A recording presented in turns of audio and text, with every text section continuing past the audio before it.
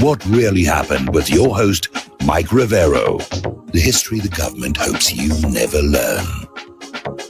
Here is your host, Michael Rivero. And aloha, America. Welcome to the show today. It is Monday, September 30th, 2019, last day of the month here, getting into October. You wouldn't know it looking it up in Montana. Boy, did they get hit with a lot of snow. And we'll be talking about that a little bit later in the show. Anyway, we have a lot to talk about today. The phone lines are open, 800-313-9443. That's 800-313-9443. Mike is in our control room, ready to answer the phone. And speaking of phone, there goes one now in the background here. And let me give you a little explanation about my medical issue here, because I know a lot of people wrote in and wondering what was going on. And I guess that was a part of me that was hoping it was like some kind of exotic, sexually transmitted tropical disease that would like get my face on People magazine. And they did do a misdiagnosis originally and put me on this medication that zoned me out so bad. I actually thought Trump was doing a good job, and I was having trouble walking, and I didn't dare drive. But over the weekend, they stuck me again with 18 needles for 5 blood tests. And about the time I started feeling like Moby Dick, they came to the conclusion I'm suffering from something called polymyalgia rheumatica, which I'd never heard of before. Apparently, it's a very common disease, but you don't see celebrities getting up there and doing telethons, you know, for polymyalgia rheumatica. It doesn't sound sexy. Doesn't have sizzle to it. So anyway, the good news is it is treatable with medication. And in about 3 months, I should be back to my normal, obnoxious, annoying self. I'm actually already feeling better from the medication, as you can probably tell from my voice. Anyway, happy Rosh Hashanah for our Jewish listeners, both of them, and Happy New Year. And apparently, the Israelis celebrated the New Year by storming the Al-Aqsa Mosque, the third holiest site in the Islamic faith, yesterday morning.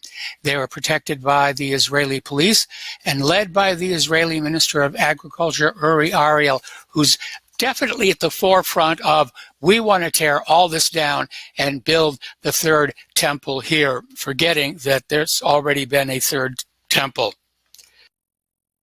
There was the first temple, which was actually built on Mount Moriah. Then there was Herod's temple.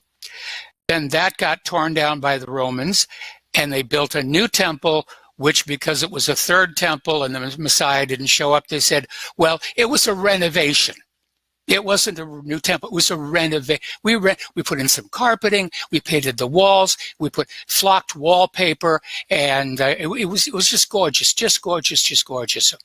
So anyway, so happy Rosh Hashanah. The other celebration they did is apparently over in the Jordan Valley. 19 Palestinian communities have had their water shut off. So happy New Year to you. All right, let's grab ourselves a phone call. Jim in Illinois. Aloha, Jim. Welcome to the show. What's on your mind? Hello, Michael. I hope you feel much better. Even though you sound a little better than last week, I just hope things continue to be positive and not negative. Well, again, it looks like they correctly identified what's going on, and I did a little research on it.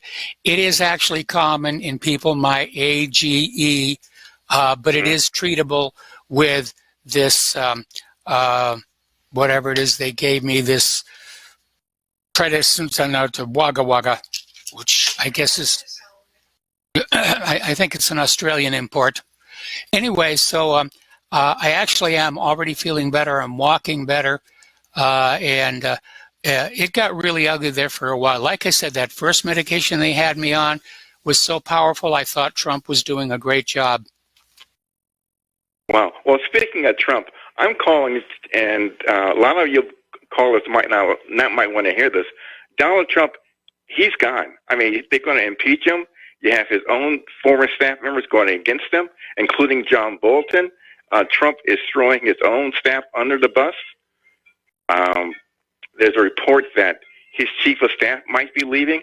So everything that's happening right now, Donald Trump did it to himself. And like I told you last week, he was told. No, he didn't do it to himself. And I'll tell you exactly what's going on. First of all, Okay. the House can impeach, the Senate will not remove. And this is being done. Well, for we politics. don't know that. Wait until all the evidence come out. They might remove him. There's no evidence. It's all hearsay, whistleblower. What's going on here is this is actually Joe Biden's scandal, and the Democrats are desperate to turn it into Trump's scandal.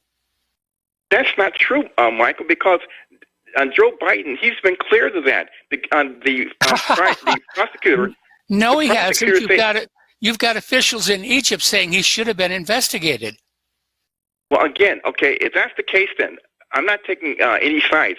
If that's the case, then why didn't Donald Trump call the Attorney General, the FBI, and investigate? In fact, Lindsey Graham, who's in charge of the Judicial Committee in the Senate, he could have had a hearing on this.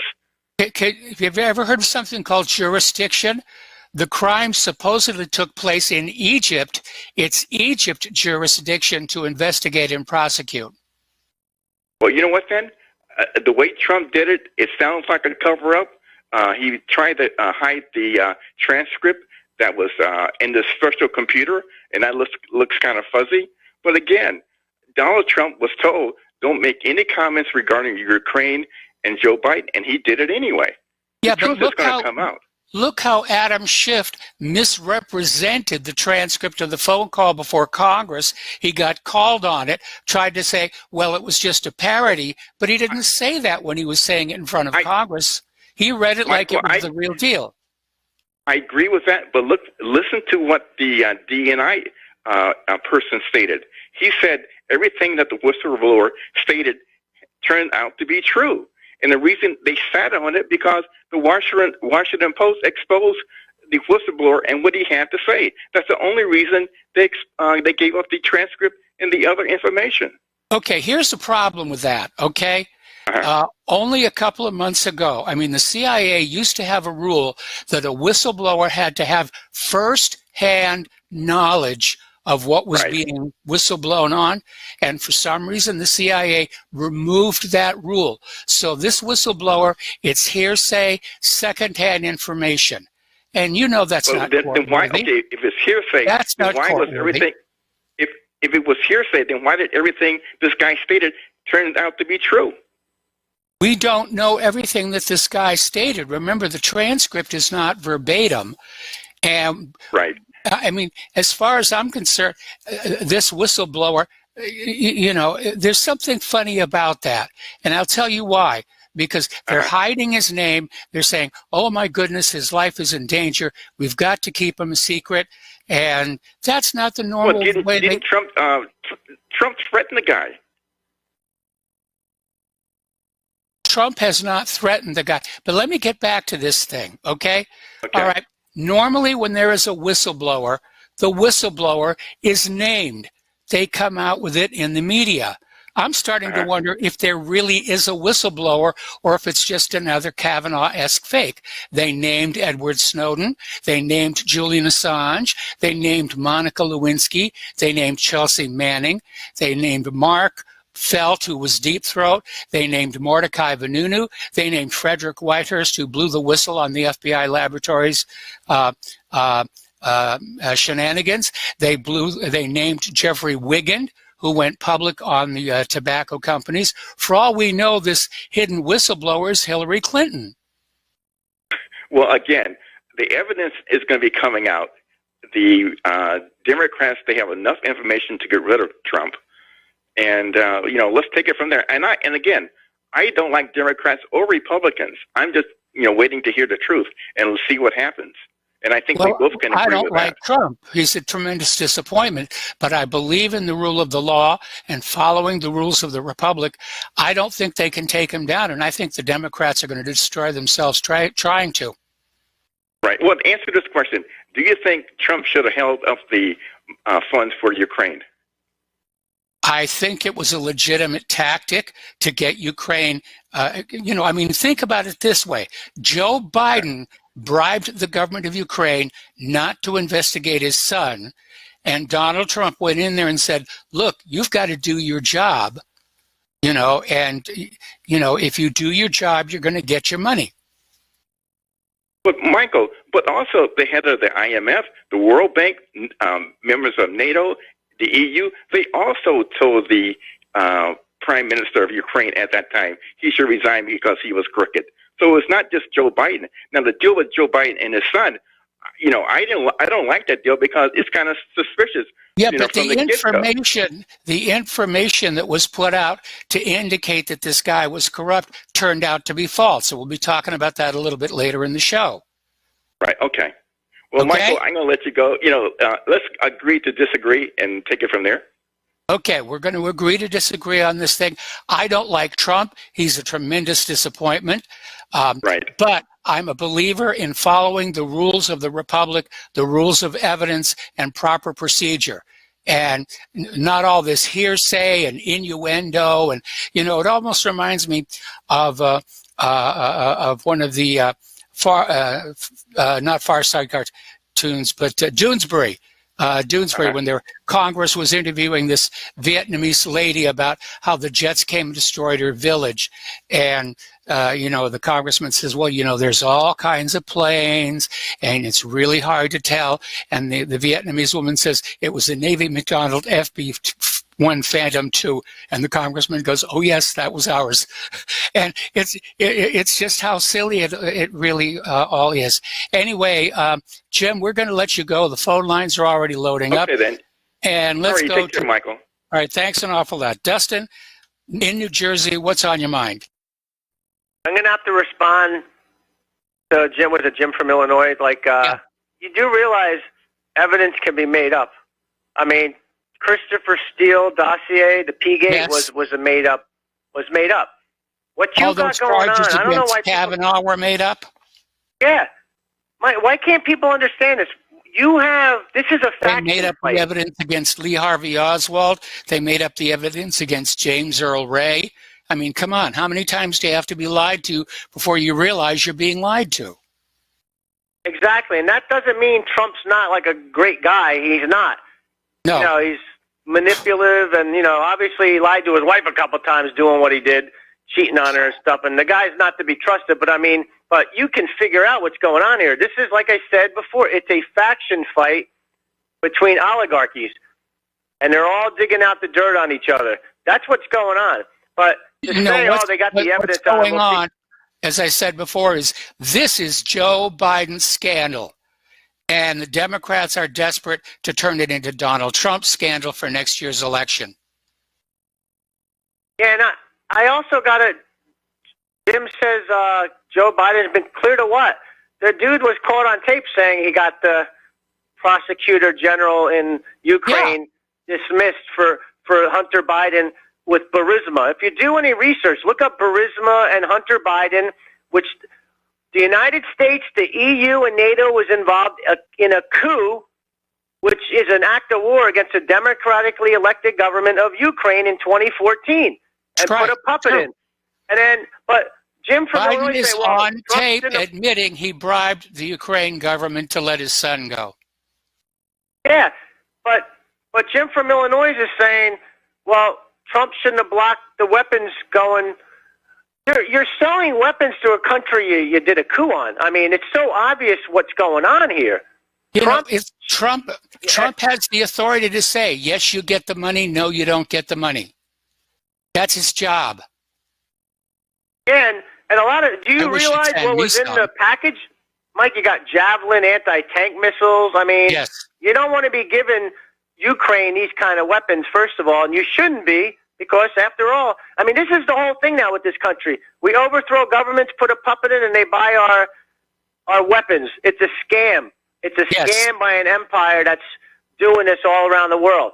I don't understand how, Jim's right with Trump, but Trump is most likely corrupt, but, who in your corporate, nowadays and government ain't corrupt? The system is rotted. The institutions are gone. You can't believe anything you hear on the news, And you can't believe anything you hear from like Lindsey Graham. I mean, I wouldn't turn my back on Lindsey Graham and Rudy Giuliani, because Rudy Giuliani's not a great person. I mean, the guy helped lobby for the MEK terror group in Iran that blows up Iranians. Remember he's that? a lawyer. He's a lawyer. And the first thing that you are taught in law school is you win for your client, and it doesn't matter if they're innocent or guilty. Your job is to get them off the hook. As far as the corporate media is concerned, the only thing I look on the corporate media are the sports scores and the weather reports, and frankly, they're lousy on the weather reports.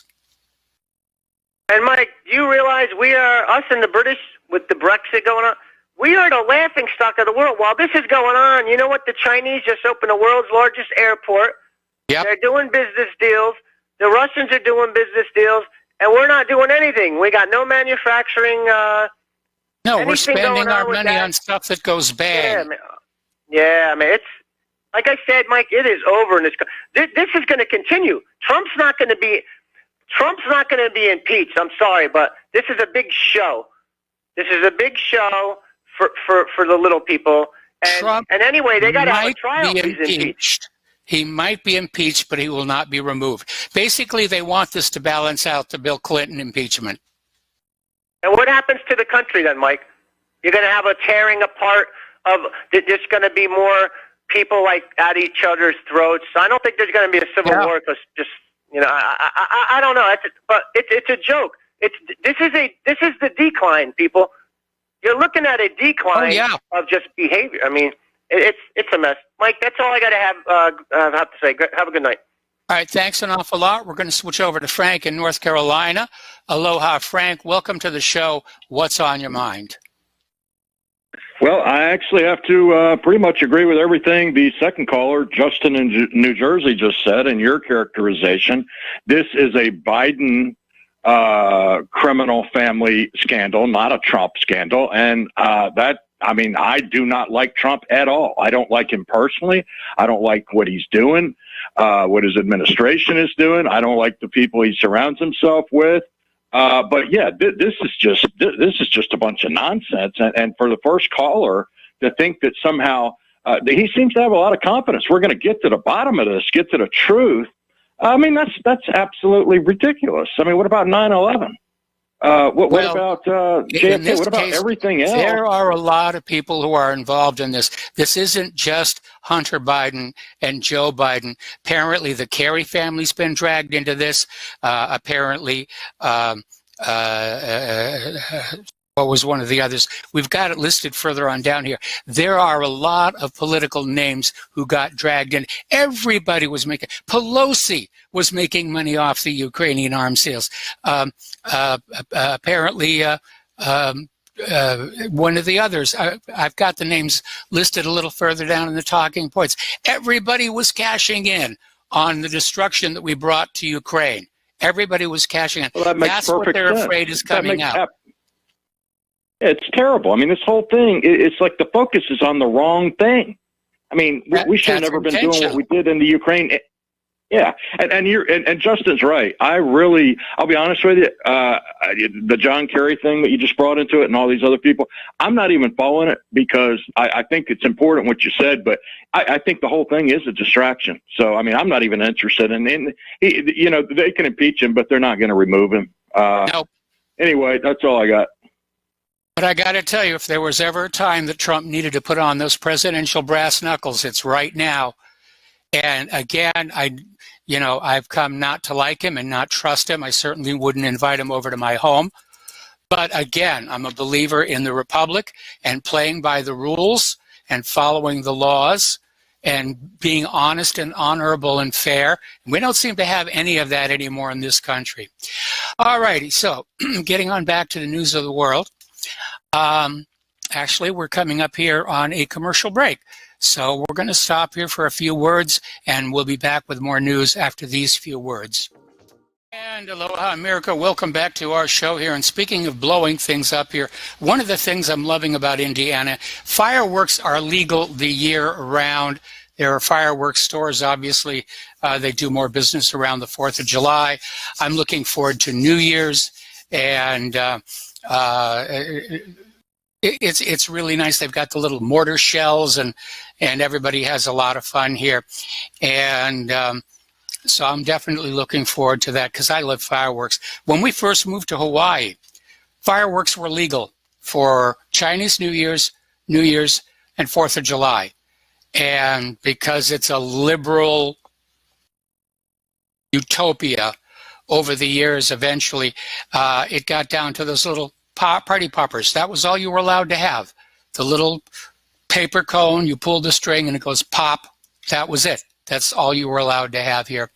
All right, let's go back to the phones here to Lenny in California.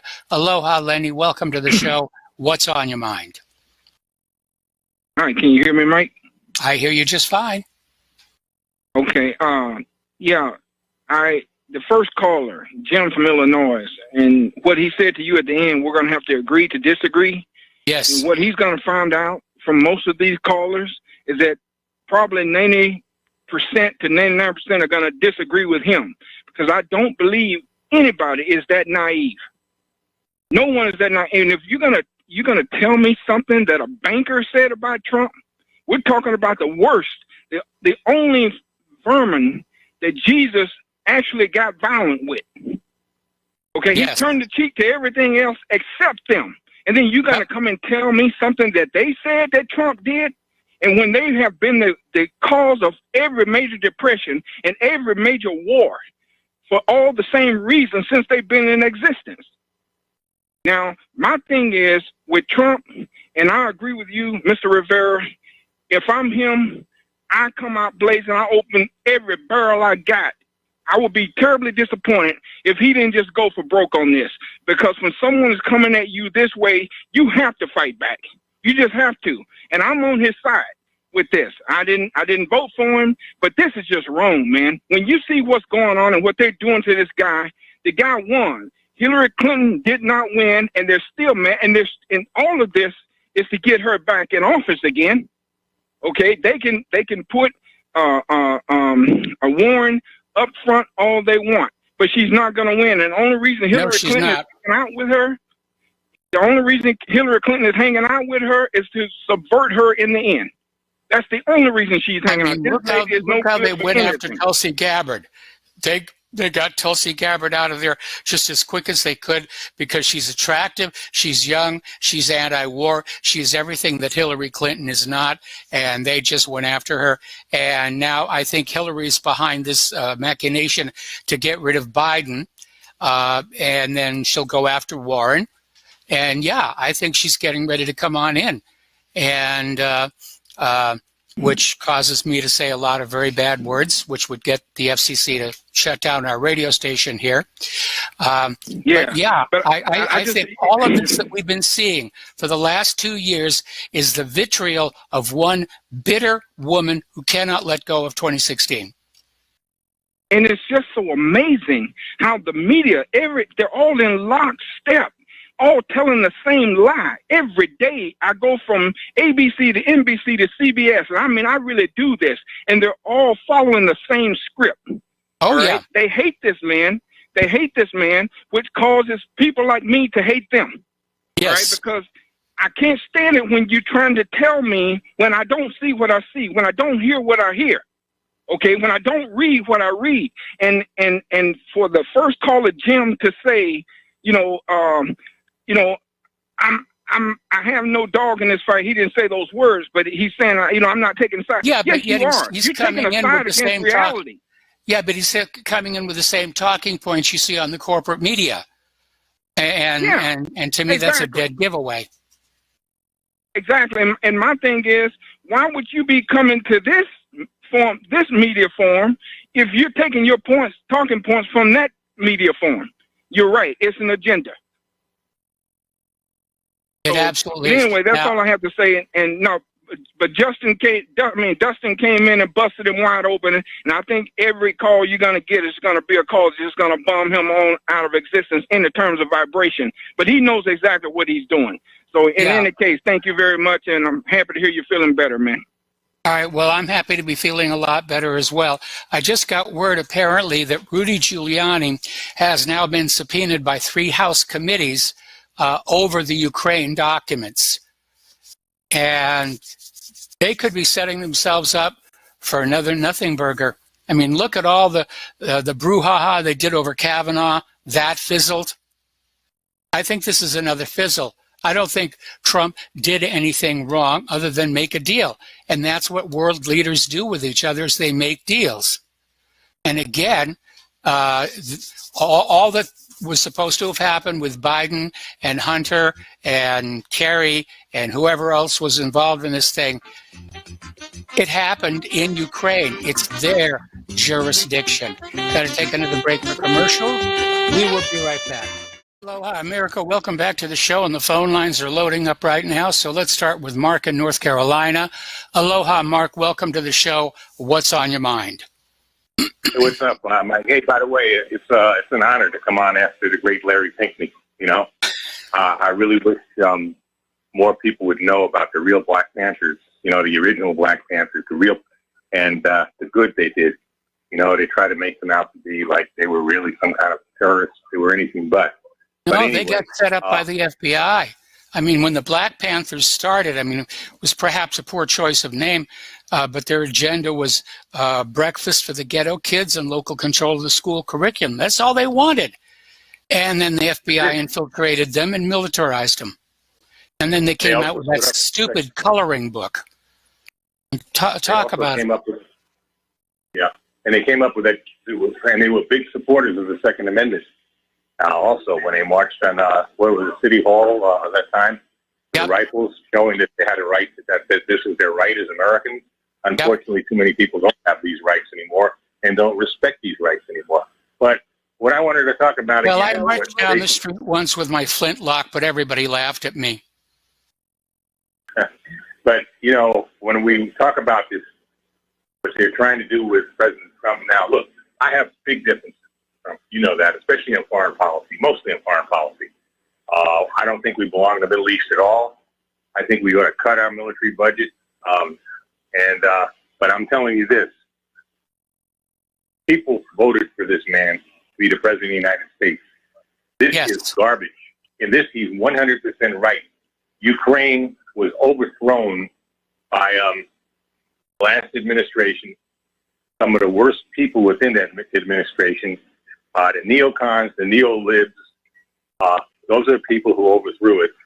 And there was all kinds of corruption. And Biden gets his cokehead, his actually crackhead son, okay? His crackhead son just kicked out of the Navy, like I think a few months before. Gets him a $50,000 a month job with some crooked oil company or gas company, right? Reznov, whatever it's called. And plus, he got other money too. He made, I understand, something like over $3 million. Now, Giuliani is investigating it. He did, you know, whatever you might think of Rudolph Giuliani, when he was, forget about when he was mayor, when he was United States Attorney for the Southern District, there was nobody better. I mean, he went after the crooks. He didn't care. He went after crooked politicians. He went after the mafia. He went after Charlie Wilson. Yeah, he sure did. I didn't even know that. That I didn't even know. But I know he went after the mob. He practically destroyed the mafia. He didn't care whether, you know, being a man of Italian descent, okay? He was dedicated to the law, and he was a dogged investigator and attorney, okay? He was a pit bull. He was a legal pit bull. That's what he was. And now he went to the Ukraine. He talked to that prosecutor that got fired, who's, I think, 74 years old now.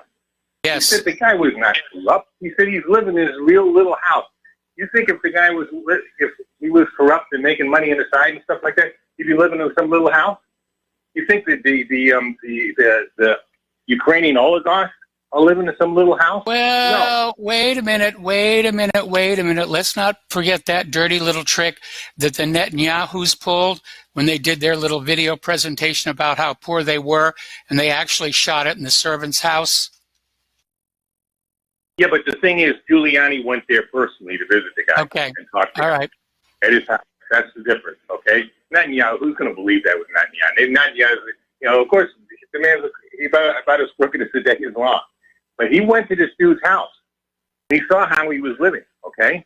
Yeah. Not that, you know, he just heard about it. He went there. Okay, he talked to this guy. This guy was investigating that oil company or gas company. I can't pronounce all these Eastern European names. They're kind of tough, you know. But this guy was investigating not only Biden's part, but the whole company. Biden threatened, by his own words, and you see it on tape now. You see it on went in front of all things that counts foreign relations of all things, right? And they bragged about threatening the Ukraine that he wouldn't get this money if they didn't fire that prosecutor. Okay. Yes. Biden is a crook. He's a criminal. The people behind him are criminals. His son is not only a criminal, he's a crackhead, literally. Okay. Yes. He was caught later on, by the way, buying crack in Los Angeles. Okay. I thought it was cocaine, not crack. Well, crack. I guess they're the same thing. Yeah. Well, it's just really a cheaper form. Tells you what I know about drugs. You know, I know about it because I remember when I worked law enforcement. I remember how many people got addicted to it and how many people it killed. Yeah. And it killed in different ways: shootouts, overdoses. People had their lives destroyed, and the CIA was responsible for that. It was the whole thing with Gary Webb. He brought it out, that the whole thing about Iran-Contra was not so much Iran-Contra. That was the tip of the iceberg. It was actually spreading cheap cocaine, which, became known as crack, around the country, mostly in inner cities, but around the country as a whole. A lot of people got addicted to it. A lot of lives were destroyed. A lot of people were killed. Wasn't the first time. There's a guy named Bo Greitz who put out a documentary about how during Vietnam, the CIA was bringing opium back into the United States of America. And now, of course, that we're in Afghanistan, the opium is flowing like crazy to the pharmaceutical companies and to the street dealers. Greitz is a real patriot, too. That's another guy. I mean, I don't know if he's still alive. I hope he is. I don't know off the top of my head. The man was a real patriot. I mean, this is the kind of veteran. See, but again, a guy like that is not going to. People who make it to the flag rank are some of the worst. They get to the flag rank basically by sticking their heads, where. Okay, men like Greitz who only make it maybe to major or colonel or something like that. Those are the real good soldiers, because soldiers, Marines, sailors, because they refuse to play the games. They speak out. They make a lot of enemies, and they don't get, they don't really make it to the big ranks. Well, hang on. There's a rule there. Special forces soldiers are not allowed to be promoted above the rank of major, and it's a choice they have to make early in their career. Mike, I don't know about that. That's not when I was there. Well, of course, it was that was when they basically the special forces of the United States Army, Green Berets, and the Navy SEALs. Those were the only special forces at the time. However, I remember there were people who were colonels and I believe generals. As a matter of fact, you have that one top general, that one 4-star, that was in the special forces. So I don't know about that. That might be, maybe they changed it. Maybe they changed it a few times, but I don't think that's the case anymore. Okay. But maybe somebody will call him with an expert. He may not have been in special forces at the time he was promoted. He may have left the special forces. But my understanding is that if you're actually serving in the special forces, Green Beret, Red Beret, the SEALs, that you're not allowed to be promoted above a certain rank. Well, Marchenko, the Navy SEAL, who wrote a lot of those books and stuff like that. He actually tested the Navy out and found they were way deficient security-wise. They put his butt in jail for a year. Yes. Because they said he violated national security, some crap like that. Okay, and he and he never, of course, made it as captain, which is actually the Navy. A captain in the Navy is actually equivalent of a colonel in the Army. Yes. But the thing is, a man like that should have been an admiral, or he should have been more than just been like a 3 or 4-star admiral. Okay, but he only made it again and actually wound up going to jail on top of it. So, because he did his job, but he did it too well. They don't want you to do your job too well. Work for any form of the government. It is a corrupt government, Mike. It's disgusting. The media is disgusting. I'm really, I'm to the point. I'm just about ready to just, and I have pretty much, I try to enjoy the things I like to do. I like to go hiking. I like to work out at the gym. I love to spend time with my kids and my grandkids. I love to spend time with my dogs. Yep. In fact, really, for all intents and purposes, since nobody else lives with me anymore, my dogs are my family. So that's it. That's what I try to enjoy. I realize there's nothing I can do. I'm one man in over 300 million. I wish I had a microphone like yours, that I could get to a few more people. I do try to pass information on social media. They cut me off now for tweeting. I'm banned for life for tweeting.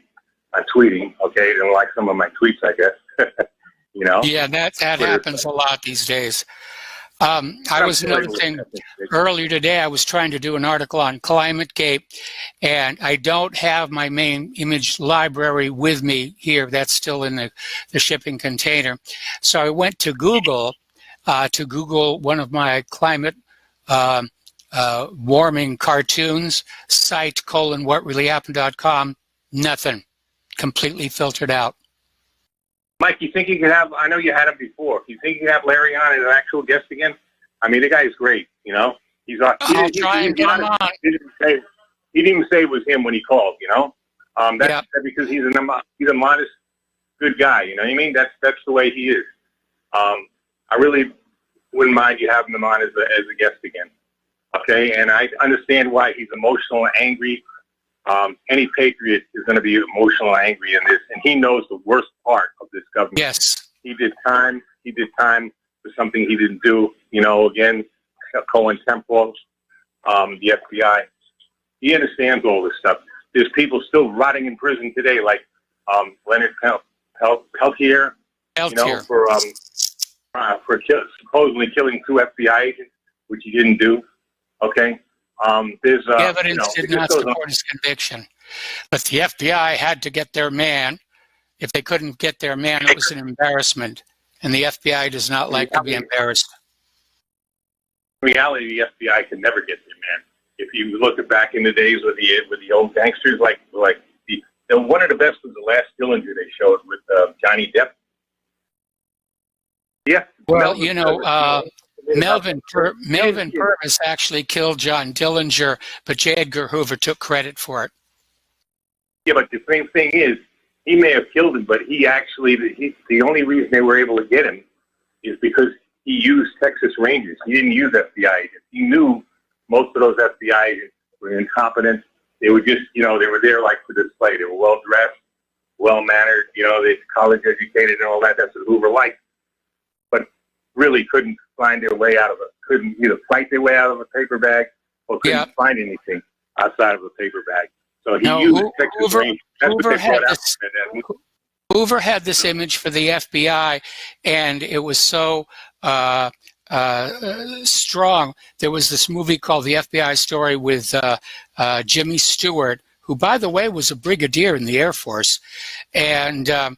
Edgar Hoover was literally on the set every single day telling the director how to direct the movie. I'm not surprised. I mean, Clint Eastwood made a great movie out of it. That was Leo DiCaprio. And if anybody thinks that, he's some kind of a liberal left-wing Hollywood creep, Clint Eastwood is a patriot of patriots. Yes. He made that movie with a dirtbag and a pervert and a degenerate. Hoover really was. Hoover and his sidekick there, what the heck was his name? What was the sidekick's name there? Just give me a minute here. I know they're buried side by side in the graveyard. Yeah, his lover. Yeah. So but anyway, that's the way it is. And people keep believing the slop they're given, and it just goes on and on. I'm very disappointed, by the way, in Tulsi Gabbard. Yeah, me too. Now says, she should. I think pressure was put on her. And that tells me that maybe she wouldn't be as strong as I thought she would be if she ever got to be president. That once the military industrial complex, the Zionists, the neocons, all the other cons would start leaning on her, she might give in just like Trump did. You know, that's what I might. She might not really put the right people in there with her. You know, who knows? I'm really disappointed about that. You know, right now, I might have to vote for Trump again. I wasn't going to. I can't stand what he did with Syria. I can't stand the fact that we got troops in the Middle East. I don't like what he's doing. Horrible he's doing it with Iran. I don't like the sanctions. But for crying out loud, I'm not going to vote for any of these Democrats. They're just so damn good. Right? I just can't vote for them. They aren't. They're self-destructing, and I'm certainly not going to vote for Hillary Clinton. Oh, that's for sure. I don't think she's going to. I don't think they're going to dare try that. So they'll have a rebellion. I think she's going to dare and try to, and she's got media events lined up every single day this week. Does that sound like somebody who's retiring to private life? Nobody likes that woman, Mike. She may try, but I don't think she's going to. Yeah, she may cheat. I know. She almost cheated in 2016 with all the illegal immigrant votes and all the crooked voting. And Trump has had 2 years to try and fix that problem. He hasn't fixed it. If Hillary goes up against Trump next year, she will win. Oh, you mean she might rig the election? Well, she probably would try. She certainly tried it. Sure. Of course she's going to try. Sure. That election is going to be so crooked they're going to have to screw the ballots into the ballot boxes. I'm afraid they're going to push us into a race, into a civil war. I'm just going to say, though, I hope to God if they do, it's not going to be a race war because we're all being conned. It doesn't matter what your race is, doesn't know what your nationality or even your religion is, okay, or your ethnic group. We're all being conned, okay? The enemy is not each other. The enemy is in places like Washington, D.C. The enemy is people like her, like Hillary. The enemy... It's Washington, D.C., it's the state houses, it's the city council chambers.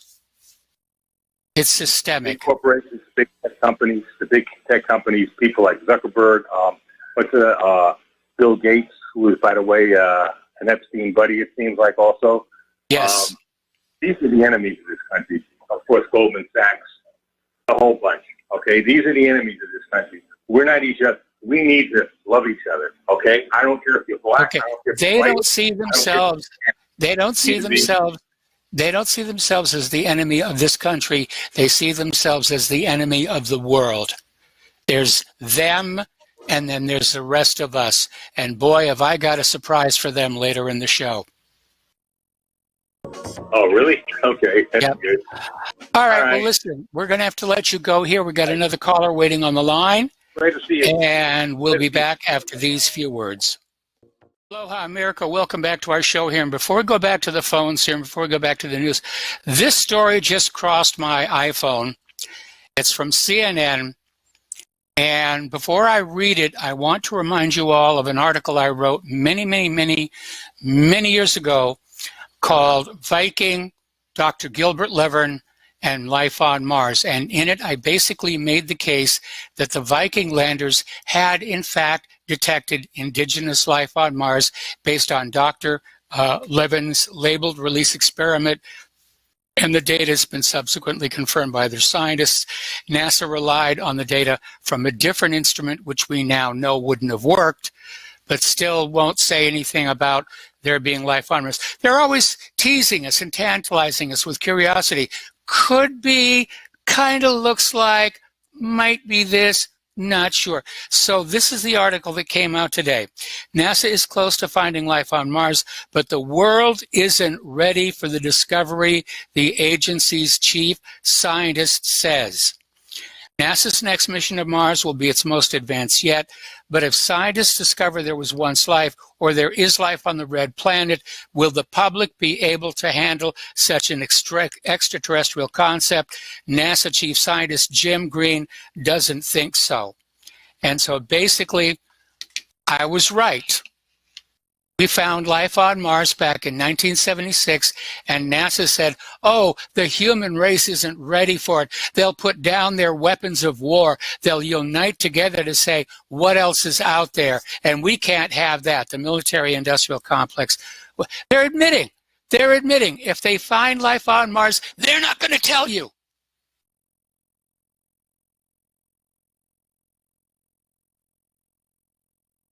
Dr. Levin and the rest of us who worked on the Viking flight team, we have been waiting a long time for vindication as to what we found. Because in all the history of all the planets and all the universe, there's only one time when you discover you are not alone in the universe, and that happened back in 1976. And they're admitting in this article, we're not going to tell you. If we find life, we're not going to tell you, you poor little children, you're not ready for it. You won't be able to handle it. We won't be able to go on selling you weapons of war and things like that. All right, let's grab a phone call. Edward in California. Aloha, Edward. Welcome to the show. What's on your mind? Hey, Mike. I think it all comes down to Trump versus, or really the people versus the oligarchs. And the oligarchs are, they're I don't know what you call it, their private security firm, whatever, is pretty much like the CIA. Yeah. And so for Trump to take them down, Trump would have, all he has to do is just declassify everything on JFK, everything on all the hidden pages of 9/11. Yep. He can do that tomorrow. He can do that now, today. The only thing is, okay, so if he does and he'll be dead by nightfall. Right. Yeah. But, at a certain point, it's like, hey, that's what you ran on. You know what? I mean, you ran on, like, draining the swamp and all this stuff. All right, Edward, got to put you on hold. Edward, don't hang up. I'm going to come right back to you after station identification. And aloha, America. Welcome back to our show, hour number 2. The phone lines are open, 800-313-9443. And before we get back to Edward in California, I have to tell you, I am really steamed about that article. And I just found it on CNN. I'm going to post it to whatreallyhappened.com. They're admitting if they found life on Mars, they're not going to tell you. You paid for those spaceships. You paid for all of that. You paid for the missions. We flew them. We have every right to know what was found. Anyway, I'll calm down. All right, back to Edward in California. Edward, where did we leave off? Well, basically, Trump, all he has to do is just declassify a couple documents, and he wins against his war against the CIA. And then we were saying, well, okay, then the CIA would just kill him, or they would kill his son, or something like that. But ever see a movie called 3 Days of the Condor? Maybe. Like Robert Redford. And Robert Redford is a guy who reads books for the CIA and extracts plots and dirty tricks, and he discovers inadvertently that there's a second CIA operating inside the CIA. And of course, they're trying to get rid of him for it. And the very last scene is he's standing outside the New York Times, and he's talking to his supervisor, and he says, you can go now. I gave it to them. I gave it all to them. They've got it all now. And the supervisor says, what if they don't publish? And so that's the thing. Oh, yeah. Yeah, Trump could declassify all kinds of stuff, but the corporate media is totally under control. He could declassify to us in the independent media. Of course, Google and Twitter and Facebook would immediately be filtering it out. But it's too big. We need to find something. You're right. We need to get something that gets the American people angry. JFK is way too old. 9/11 is getting too old. Even Saddam's nukes are a little bit too old. We need to catch the government in something that is such an outrageous lie where people will say, gosh darn those politicians, something must be done. Well, if you've been following people like Lee Stranahan or like Whitney Webb, I mean, all this stuff, it all ties together. The Epstein stuff, that's, what is that? That's Mossad, that's CIA stuff. They even say they had, all these actors, high profile names on the sex tapes, written down. And yeah, but that doesn't affect us individually. What we need is something that affects us all, like the fact that vaccines do deliberately cause cancer so they can make money off of us. Something like that. That would set off the American people. Yeah, well, he could do it, but he just doesn't want to take the risk. And he knew the risk going in because if you remember, like when he was campaigning, he was saying like, oh, well, I heard Bill Clinton took a lot of trips to Epstein Island. This guy knows that there's a shadow government or something even before he ran for president at some point. And he knew what's the shadow government going to do? Of course, the shadow government's going to be like, all right, well, do as we say, or we're going to do this. And at some point, he's got to take the risk. Maybe he becomes a martyr and he becomes the next JFK or something. But I don't know. That's, to me, it's not. I know I'm not one saying like, here, I'm sacrificing my life. But if you're that old and you're running for president and you know what's really going on and you say you're going to do this, that is one of the risks. And maybe they'll call his bluff and he'll call their bluff and he'll say, all right, you want to kill me? Go ahead and try it. Right. And what if they did? It would be, I don't know about civil war, but it would be crazy. Like nobody. No, they'd find some crazed lone nut patsy, to blame it on, like they did with Lee Harvey Oswald and John Wilkes Booth. Did you know there's still a statue to John Wilkes Booth in New York Central Park? Oh, jeez. From his acting career. Yeah, I don't. Oh.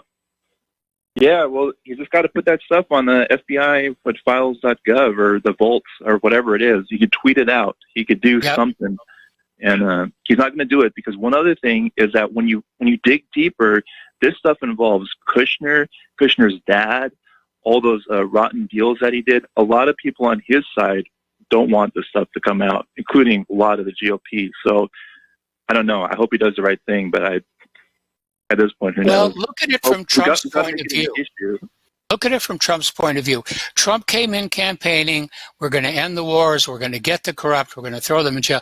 And the more he dug into it, the more he began to realize that if it all came out, the entire government would come crashing down. And who wants that on their resume?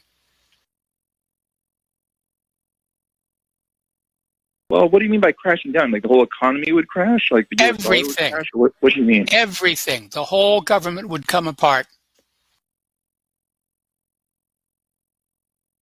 Yeah. Well, I don't know. I mean, it wouldn't mean like we wouldn't stop using the petrodollar and everything. I mean, you could people around the world wouldn't use the petrodollar anymore. People around the world wouldn't use the dollar anymore. The Federal Reserve would come. I mean, literally, it would collapse. It would come down like the former Soviet Union did. But couldn't you compartmentalize it and just be like, okay, this JFK thing, here you go. Here's all the real information on that. And then people over time, in a couple of tweets, will lose their faith in like the three-letter agencies and stuff. Yeah, but if you compartmentalize it, then it lacks the emotional impact. Right. Okay? If you really want to bring about change in this country, you have got to get the entire American people angry. You got to grab them by the kishkas and give them a good shake and say, look, pay attention to what's going on to your life. Yeah. Well, what do you suggest he does then?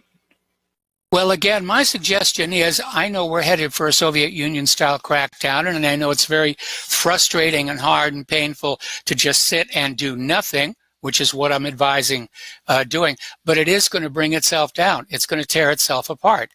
And I'm not advocating violence. I'm not advocating, shooting people in the street. And I'm not even advocating rioting, because if there's one thing the U.S. government is really, really good at, it's killing people. Yeah. Well, I guess we just got to hope that it happens before DARPA gets all their robots out, and there is still a chance for a Vietnam kind of a rebellion, you know? Well, you know, what are the That's still robots going possible. to do? I mean, they're putting robots in factories and robots in stores, and they stand around doing absolutely nothing because there are no humans coming in with money to buy anything.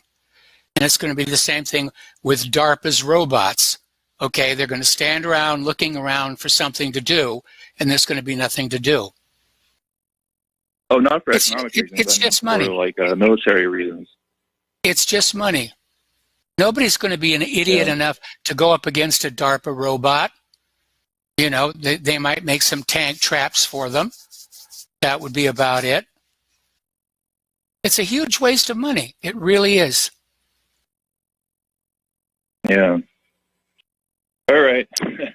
Well, hey, hopefully you can have Lee Stranahan on sometime, or you know who was talking about you, a real big fan of yours was, or still is, of course, is Ryan Dawson. Oh, yes. That would be great to get him on the show. I'm a big fan of his. I'm a big fan of it. We've known each other. I forget how many years we've known each other, but it goes all the way back to when he was working on the Lost Colony of Roanoke. And I finally got a chance to meet him face-to-face in Honolulu. He flew his family out to Hawaii, and we met at the hotel, and I got to meet him and his wife and his son, and it was great because this internet world where we're all talking to each other, we're seeing each other over Facebook and everything. It's not quite the same thing as going up to a fellow human being, grabbing him by the arm and saying, "Gee, it's good to see you." Oh yeah, well he credited you. We've given him a platform to get started, and he has nothing but good things to say about you on his bitch. Of course, he's kicked off of everything. Like he's barely on Twitter. I think he's on BitChute, YouTube. Of course, he can like barely say anything on there. He's been kicked off there so many times. But yeah, everyone should follow him and maybe get him on the show again. He could bring some of his audience because he does the whole Epstein web. And he talks about Maxwell. He talks about all the different connections, you know, totally nonpartisan. It's Trump. It's the well, you know, Ryan is welcome everything on this show at any time. In fact, and a few times when I haven't been able to do the show, we've called Ryan, and I probably last Thursday and Friday should have called and said, "Ryan, I need you to cover this show for me." But last Thursday and Friday, I was zoned out on this medication. I mean, it was just. It was horrible. Ugh. I'll never be a druggie in my life because I can't stand how they make me feel. Except for this stuff that they've got me on for this fibromyalgia thingy, Phenyletron. It does seem to be helping. Anyway, listen, Edward, we're going to let you go and switch over to Terry in Texas, who's been waiting patiently. Terry, what's on your mind? This is Sherry in Texas. Yes, Sherry. Yes, as usual, I don't get the show, and the mainstream media, or the corporate media as we've called it, which is a good thing to do, redefine it. That's why I'm calling. They want to hear what I have to say, but they don't want to have me on the air. So I've come here, delighted you're stateside in Indiana and on the air again, and I hope you feel better. I can pray for you now that I know where you are. I'm against party preferences, and I'm going crazy because here's what irritates me the most, that it's a simple little thing. The anti-Trump people, I won't say Democrats because that just divides people all the more, use a keyword like whistleblower or collusion or mainstream media and use it to legitimize a false narrative. This is a simple little thing, but here's what we can do to redefine the word. Whistleblower could be so-called whistleblower. Collusion, I think Trump took care of this when he said collusion delusion. I think that redefined it beautifully. Mainstream media, we now use corporate. And I hate it every time someone says whistleblower because it just legitimizes this false narrative. Now, well, no, wait a minute. Okay, there have been genuine whistleblowers, and we shouldn't denigrate them. Frederick Whitehurst comes to mind. I mean, he ruined his entire career blowing the whistle that the FBI lab was routinely faking results. But he was legitimate. This one isn't. This one isn't a real whistleblower, so it needs to be a so-called whistleblower. I'm talking about, no, I'm sorry, I'm preferencing just this current outbreak of insanity by Trump haters. And for the impeachment purposes, this is the impeachment era now, and they're using the term whistleblower, and every time they use it, it has a meaning, and this one doesn't apply. So it's like a so-called whistleblower because it's not really a whistleblower. You see what I'm seeing, Mike? Yeah, I see what you're saying, but as you notice, I said earlier in the show, there used to be a rule that a whistleblower had to have first-hand knowledge of what was being whistleblown on. And a few months ago, apparently, the CIA suspended that rule. So what we have here is innuendo, rumor, and hearsay. And I have absolutely no doubt that when they're done with Donald Trump, that rule about, first-person knowledge will go back in. It's like on 9/11, where a few months before it happened, they changed the rules so that the commanders of air bases could not intercept a runaway airplane without the direct permission of the Secretary of Defense, who just couldn't happen to be found on the morning of 9/11. And then after 9/11 was over, the rule was changed back to where an air base commander could order an intercept. I see. They're covering every base they can think of. Can I say something about the alien life while I'm here, real quick? Sure. Yeah, here's why I think they don't want us to know anything about it. There are new technologies coming in because of this. The healthcare industry is going to go bonkers. And keep in mind, I don't get the show, so I haven't heard anything, your take on any of this stuff. But thank you for giving me a voice, as usual. The healthcare industries, E.T., he can heal. and they're going to try to put it on their own healthcare. You've gone way past Viking. Well, we'll see if there's new technologies coming in first, and we'll see. What we found on Viking was microbial life, which in all probability is not going to be able to survive here on Earth without special protective equipment. I see. Okay. Well, I'm looking ahead, and I think that's a possibility. Look, I'll be the first one to agree that there's intelligent civilizations throughout the galaxy. I just can't think of a good reason for them to bother with us. Well, we need them, for one thing. We need the new technologies if we're going to heal anything. This planet needs healing, too. All along the ocean, all along the coast. That starship can go sailing on by and say, complete waste of time, ignore them. I don't think it's a waste of time, but that's just my take on it. I think this planet is finally created just like us, huh? I think you're prejudiced and biased. So am I. I would love for an alien spaceship to come fix all the problems, dig up the remains of Chernobyl and Fukushima, throw them into the sun, detoxify the ocean and everything. We just have got nothing to offer in trade for them to do that. Well, I think this planet's very important to them, and I'll just leave it at that because I think the future will speak for itself. Because it's divinely created, Mike, that's my take on it. It's divinely created like we are, and they don't want to see anything to happen to this planet. Now, anything nuclear energy, they can't reverse. So the best they can do is just get our warheads and disable them so we can't use them. And don't think that hasn't been talked about as being a possibility, as something that's already occurred. It has already very occurred. Important. It has already occurred. Russia has embarked on a program where they took their nuclear warheads and they basically diluted them back down to reactor fuel. I see.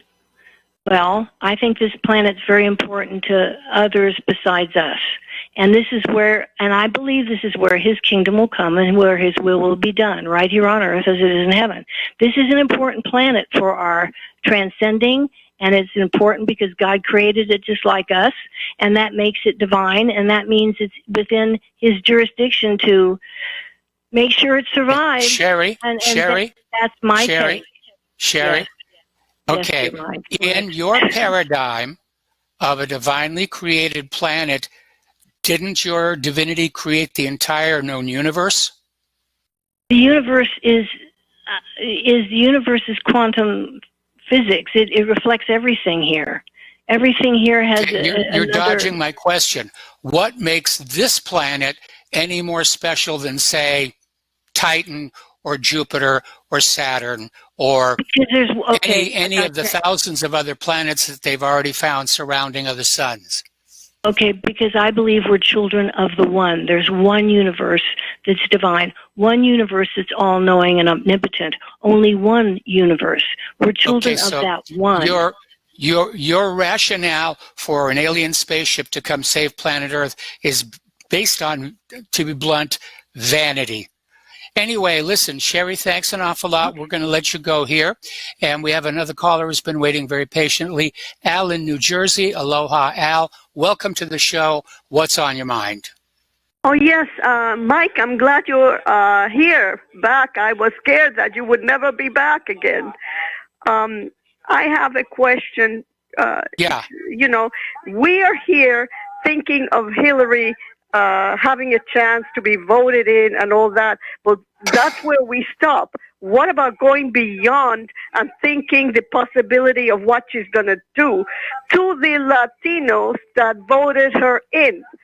I think that she may conscript them.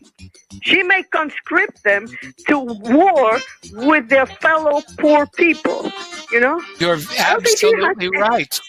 You're absolutely right. She could bring back the draft. What I'm thinking is that somebody should tell them, the Latinos, before they get into trouble that way. Okay, Al. Okay, stay on the line. Got to take a break for commercials. I'm going to come right back to you. Aloha, America. Welcome back to our show here. We're talking with Al in New Jersey. And before we get back to what you were talking about, I misspoke. It turns out the statue in Central Park is not of John Wilkes Booth, but as of his older brother, Edwin Booth, who was an extraordinarily popular Shakespearean actor at the time. There had been a statue of John Wilkes Booth at the Lincoln Memorial, but that has since been torn down. Anyway, so Al, where were we when we left off? About the Latino vote. Yes. That they're gung-ho for her, but they don't know what's waiting for them, you know? It's time that they should be scared good about what it is. Nothing good. They're coming into this country right now thinking they're going to get all kinds of free stuff, that Hillary's going to take stuff away from the white people and give it to the Latinos. And you know, there have already been experiments trying to get the Latinos to join in the military, and it hasn't worked out very well. But you're right. Hillary could start a major war. She could institute a draft, and all of these Latinos who voted her in to office are going to find themselves holding a rifle and wearing really baggy green camo. Yes, but I mean, maybe you can start informing the Latinos what's the possibility, you know, for them. I'll make a point of mentioning it. Maybe it would stop them. I don't know. Well, I'd like to think so, but people tend to think more in the short term, and that means I'm going to get my goodies now rather than the long term that, you know, 2 years from now I could be, you know, someplace down in South America shooting Venezuelans. Yeah. Well, she's such an evil witch, you know. Yes. Okay. Well, now you've just insulted all the witches who listen to this program. Oh, I'm sorry. Sorry. Okay, that's all. And have a good day then. All right, thanks an awful lot. We're going to switch over to Rick in Arizona. Aloha, Rick. Welcome to the show. What's on your mind? Oh, just a couple of quick things, Mike. Well, I hear you sound a little better. The move must have knocked the daylights out of you, huh? Yeah, I'm doing a lot better today. I really am. Yeah. Okay. One thing that, you know, I'll bring for an observation is that you can tell that in the White House there's a mafia culture. And I see that with all the nicknamings since Trump showed up.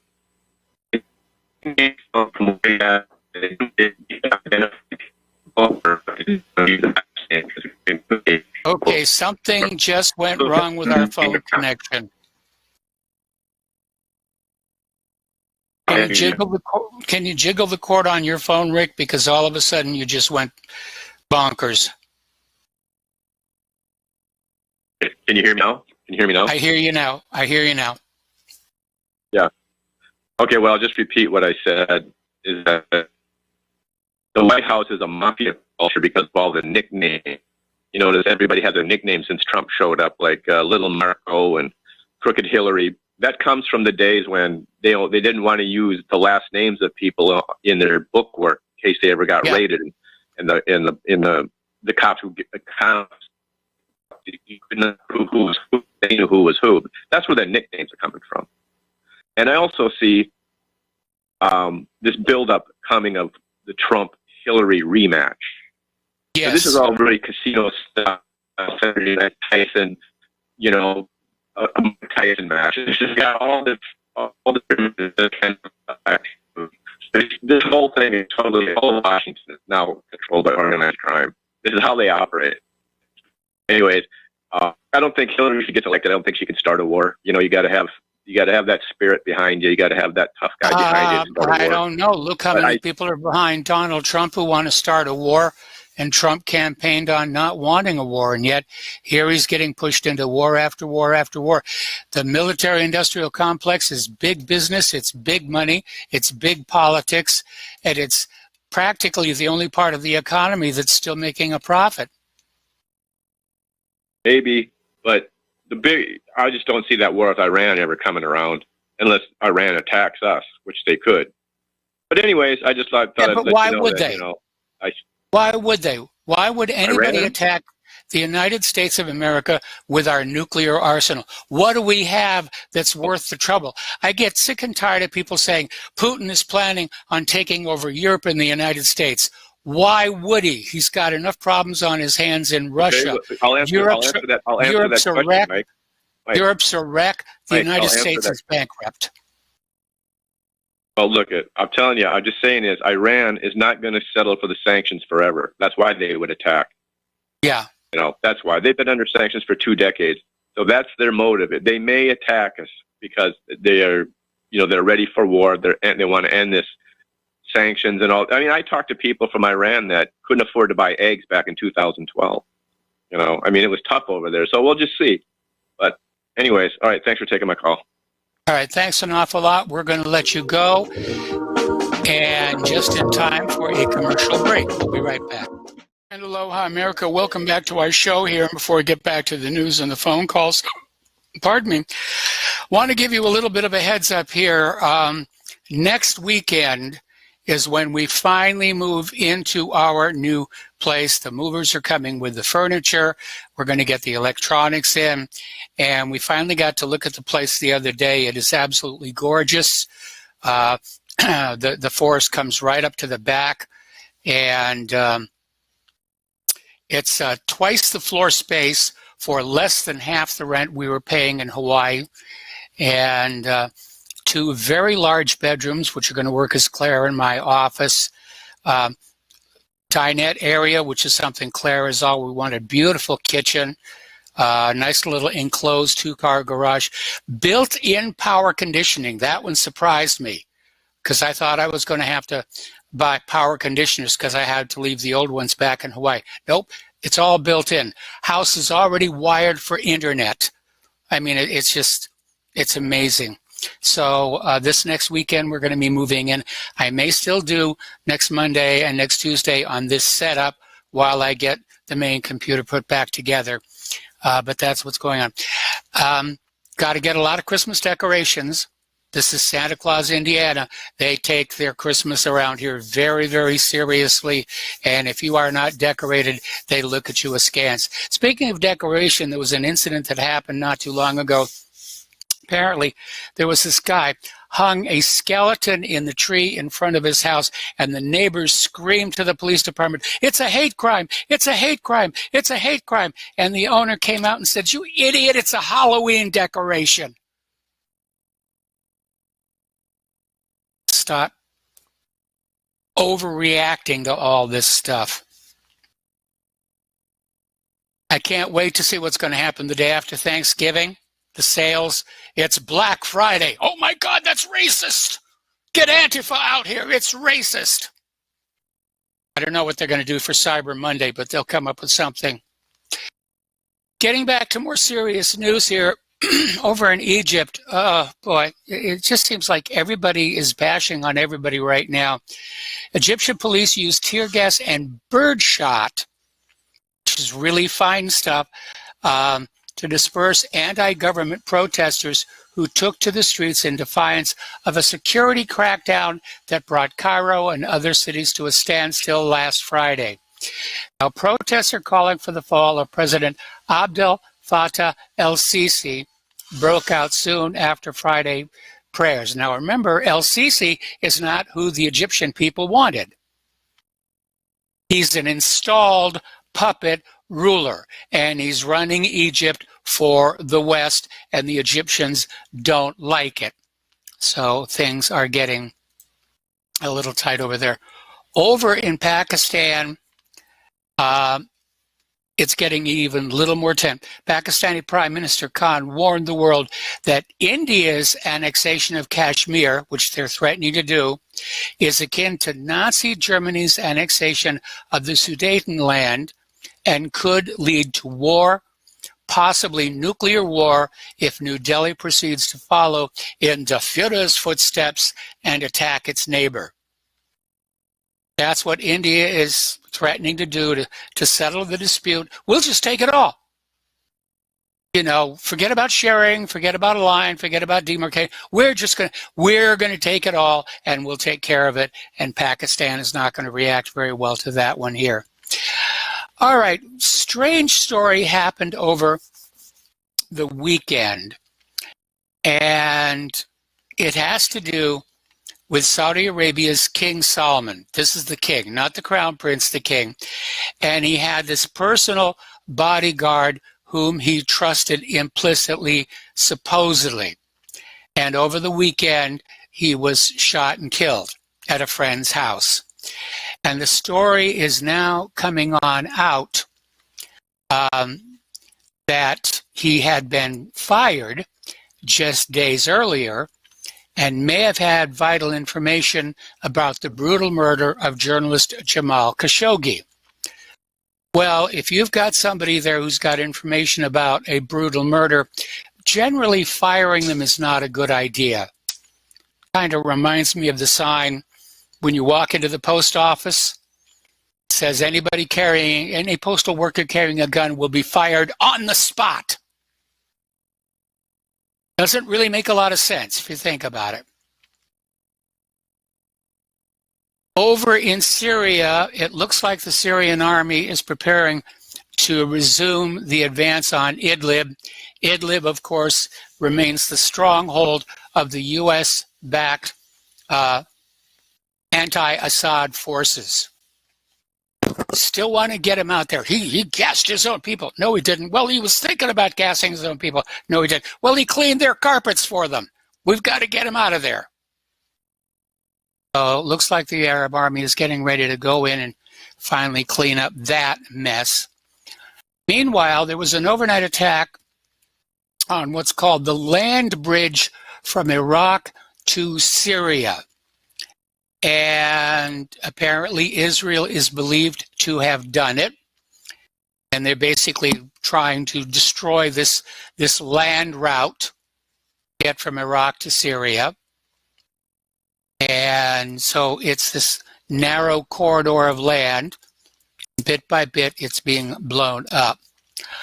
All right, last week Israel had their elections. And results were very, very close. The Israelis just voted for continued occupation. There were hardly any votes in favor of let's let the Palestinians live their lives. So we can stop pretending that they're interested in peace. We've known for a long time killing Palestinians is good politics in Israel. Here is where the story gets weird. As you know, Netanyahu's facing indictment over corruption. He lost the election by 1 seat to his opponent, Benny Gantz. And here's the surprise. Israeli President Reuven Rivlin has announced that Netanyahu will be given the first chance at forming a governing coalition, even though he didn't win the election. Boy, talk about the fix being in. Talk about the fix being in. All right, this is a story I mentioned earlier, and we've talked about this before. And of course, every time I talk about it, I get a ton of emails saying, oh, you anti-Semitic, you Jew hater, you so forth and so on. But apparently there has been yet another DNA study of the Ashkenazi Jews. And it's basically revealed that their maternal line, this is mitochondrial DNA, is European. The Ashkenazi Jews are from Europe. It's also been found their DNA only has 3% ancient ancestry that associates them with the Eastern Mediterranean, meaning Israel, Lebanon, parts of Syria, and West Jordan. And what's really kind of interesting is this is the same percentage of genes that we all share, that modern Europeans share, with the Neanderthals. So given the genetic ancestry link is so low, the Ashkenazi Jews had to come from elsewhere. It had been thought that they had come from Russian Georgia, but apparently not. Apparently they are transplanted Europeans. So why can't they get along with the other Europeans? There's the big question. I mean, Rivero's a Sephardic name. Apparently, I've got more Jewish blood in them than the Ashkenazi. I get along with pretty much everybody. It's amazing. The United States has started to impose yet more sanctions on Russia, this time for alleged interference in the 2018 midterm elections.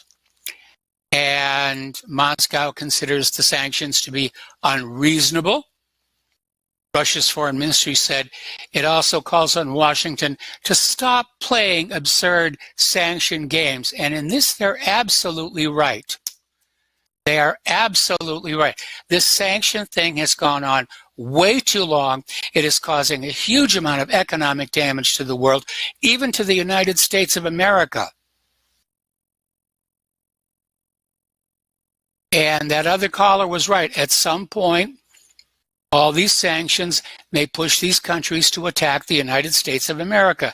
Now, obviously, if Iran attacks the United States of America, I'm sorry, Iran, you will lose, even with all your new modern weapons. If Russia attacks the United States, different story. If China attacks the United States, different story. If Russia and China attack the United States, things are not going to go very well. Trump is playing dice with the safety of the globe, is what he's doing.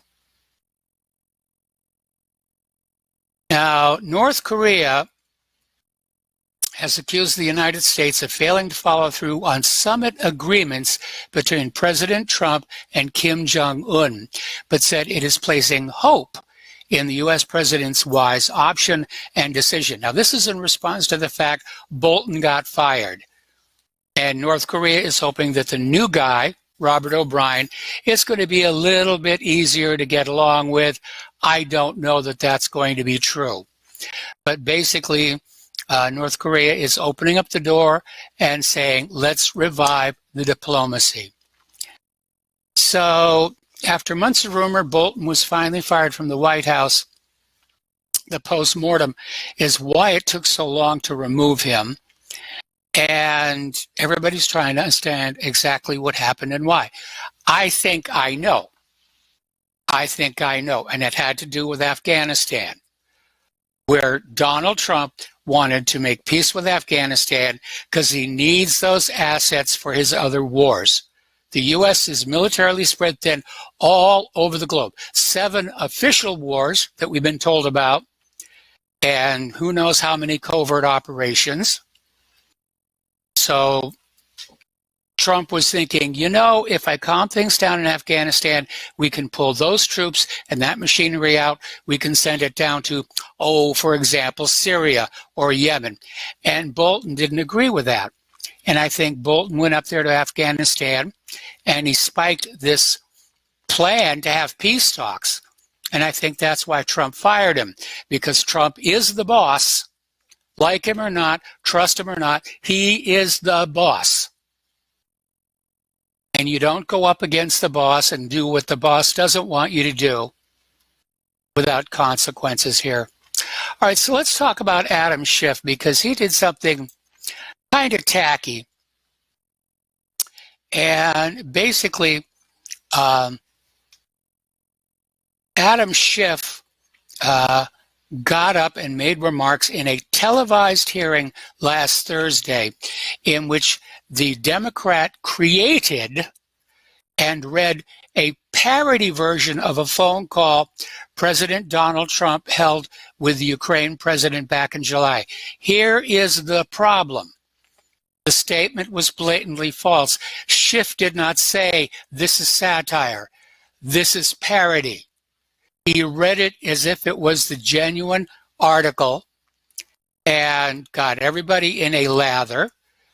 And then it finally came on out and Schiff said, it was a parody. Why is everybody taking me seriously? It was just a joke.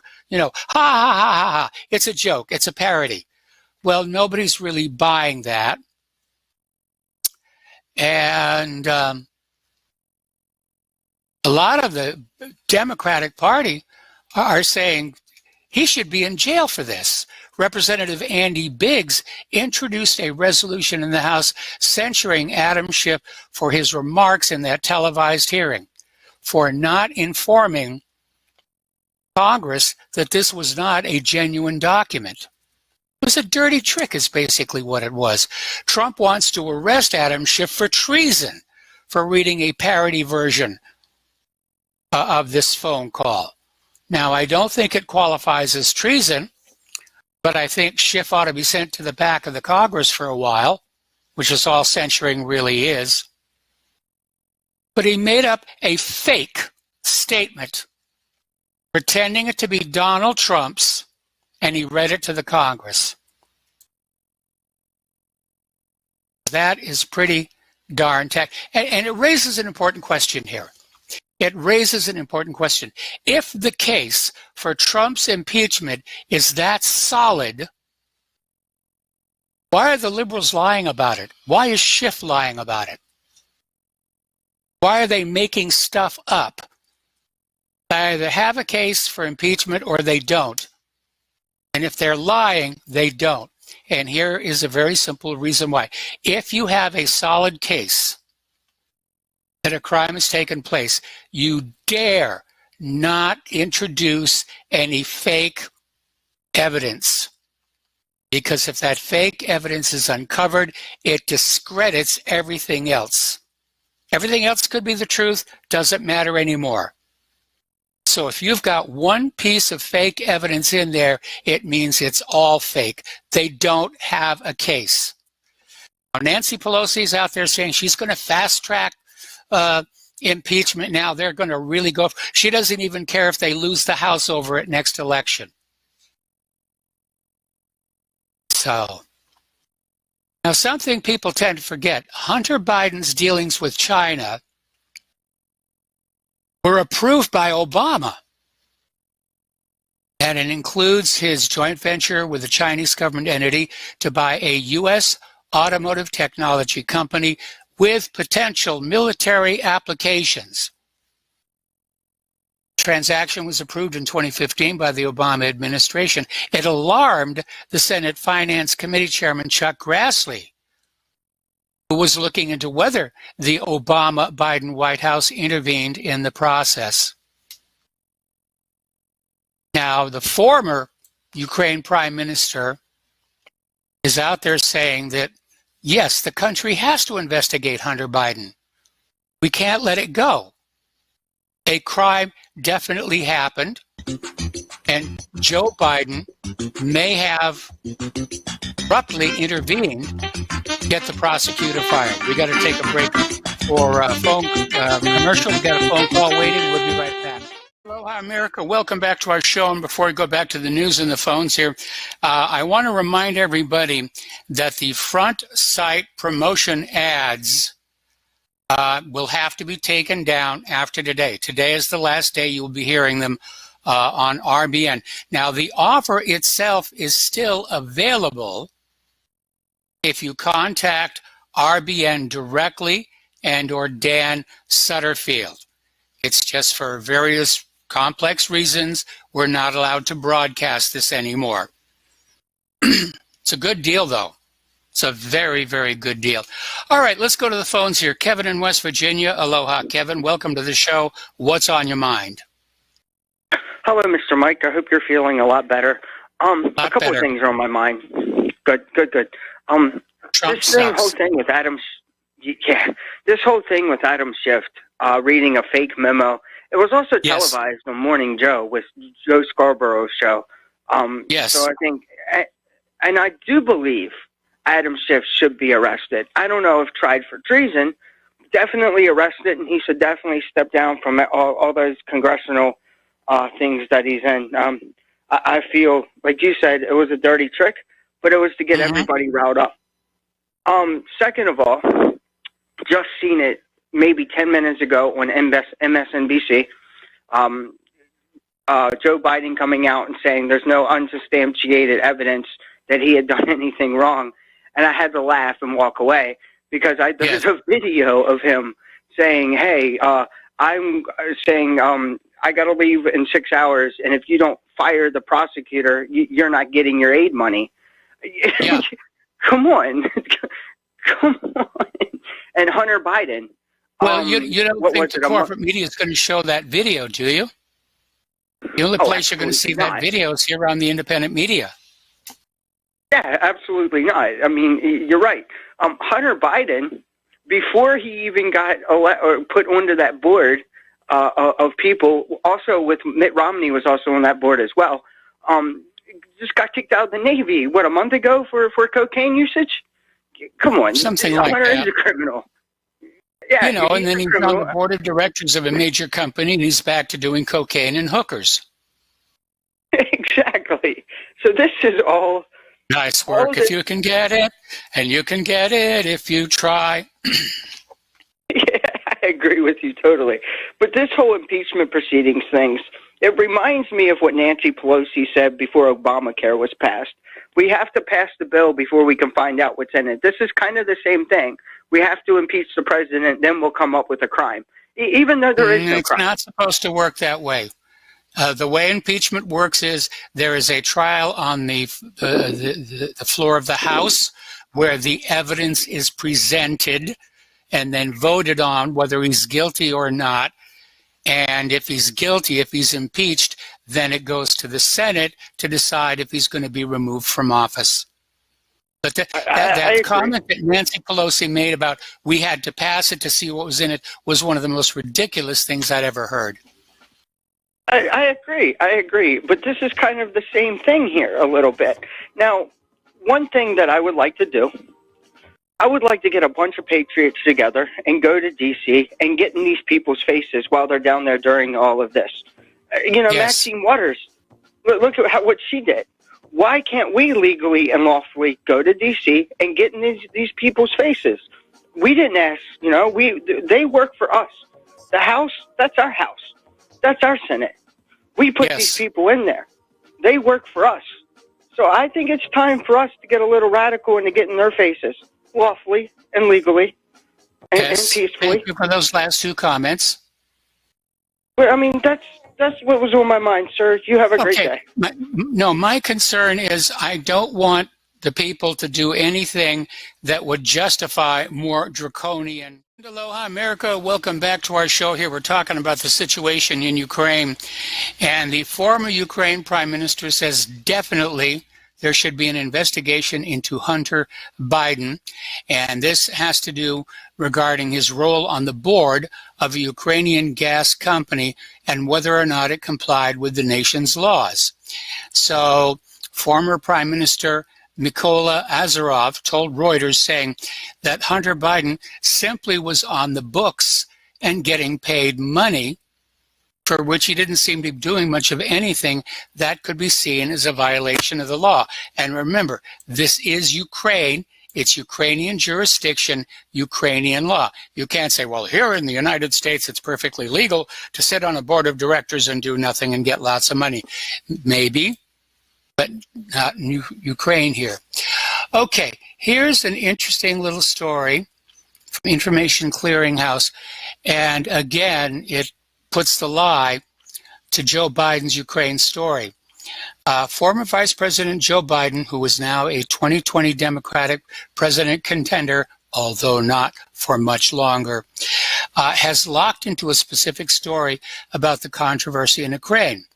He is insisting that in spring of 2016, he strong-armed Ukraine to fire its chief prosecutor solely because Biden believed that the officer was corrupt and inept, not because the Ukrainian was investigating a natural gas company, Burisma Holdings, that just happened to have Biden's son, Hunter, in a lucrative position on the board of directors.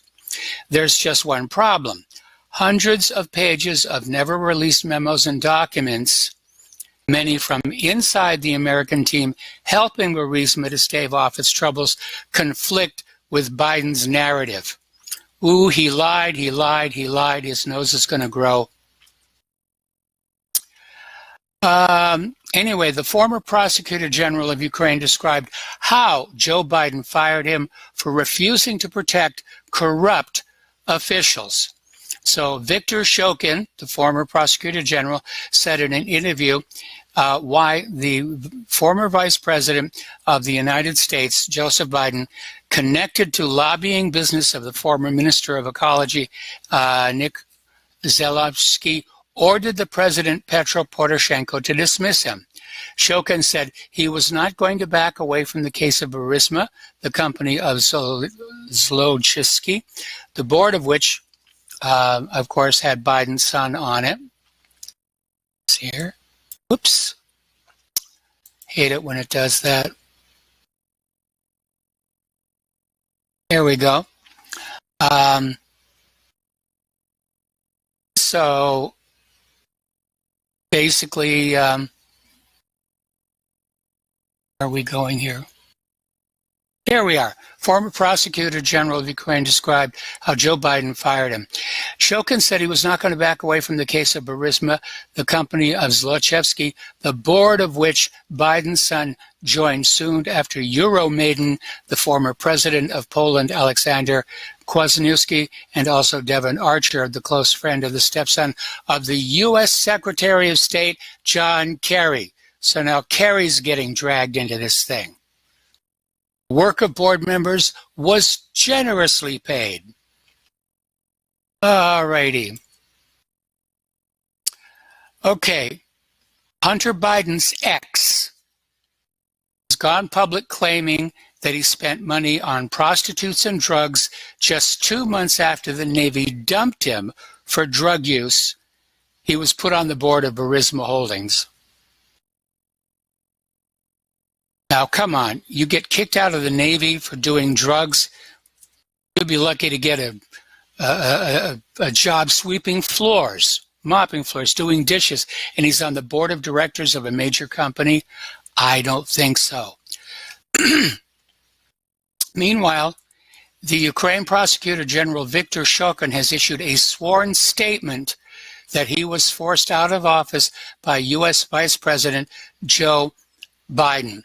This is the proof that it was the utterly corrupt Biden, a gangster that the crazed Democrats want to elect as president of the United States, who threatened the president of Ukraine, Poroshenko, and released $1 billion to Poroshenko when he did Biden's will and stopped the investigation of a firm in which Biden's son had substantial interest.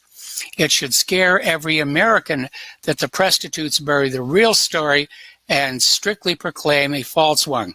Our country, what is going on with it? As I said at the top of the show, what's going on? This is Biden's scandal. This is Joe Biden's scandal. It's Hunter Biden's scandal. And the Democrats are out there to somehow make this Donald Trump scandal. That's what they're trying to do. That's what this is all about. All righty. Apparently, one of Mitt Romney's aides worked for the same Ukrainian company as Hunter Biden. So now Mitt Romney is getting dragged into this mess as well. All righty.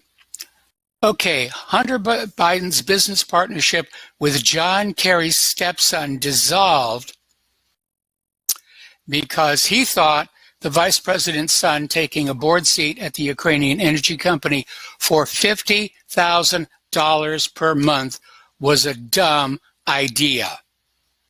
And yes, it would.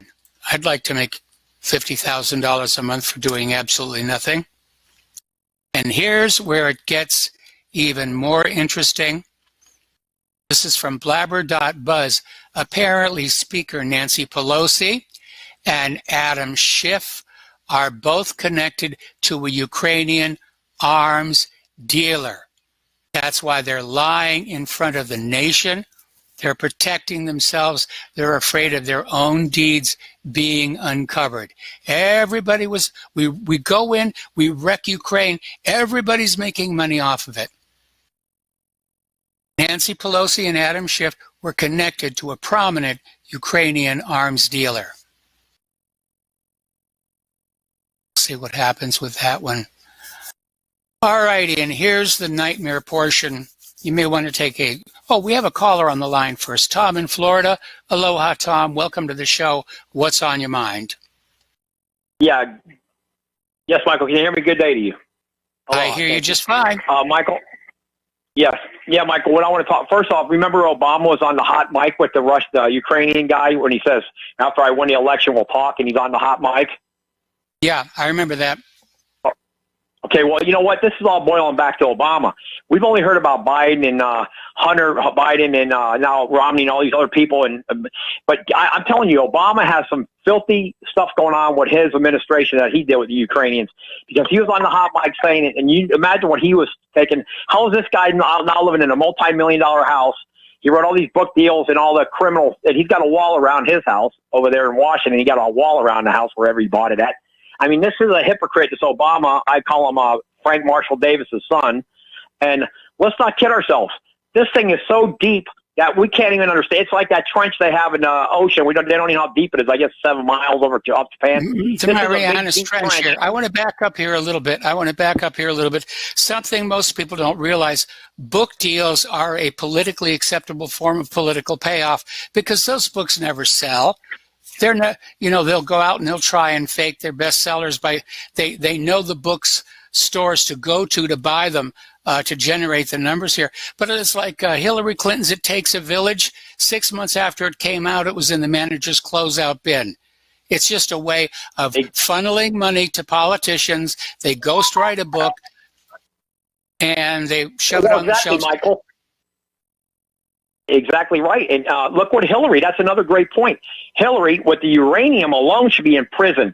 The smashing of can you imagine if Donald Trump would have done that? Or one of Trump's sons would have been with the Ukrainians? Can you imagine all that? Yeah. I can't imagine what the media would be saying about Trump right now. They don't have nothing on this guy. I can't imagine that Obama wasn't part of that. There you go. I agree. And you know what? This whole thing, it smells like a rotten egg.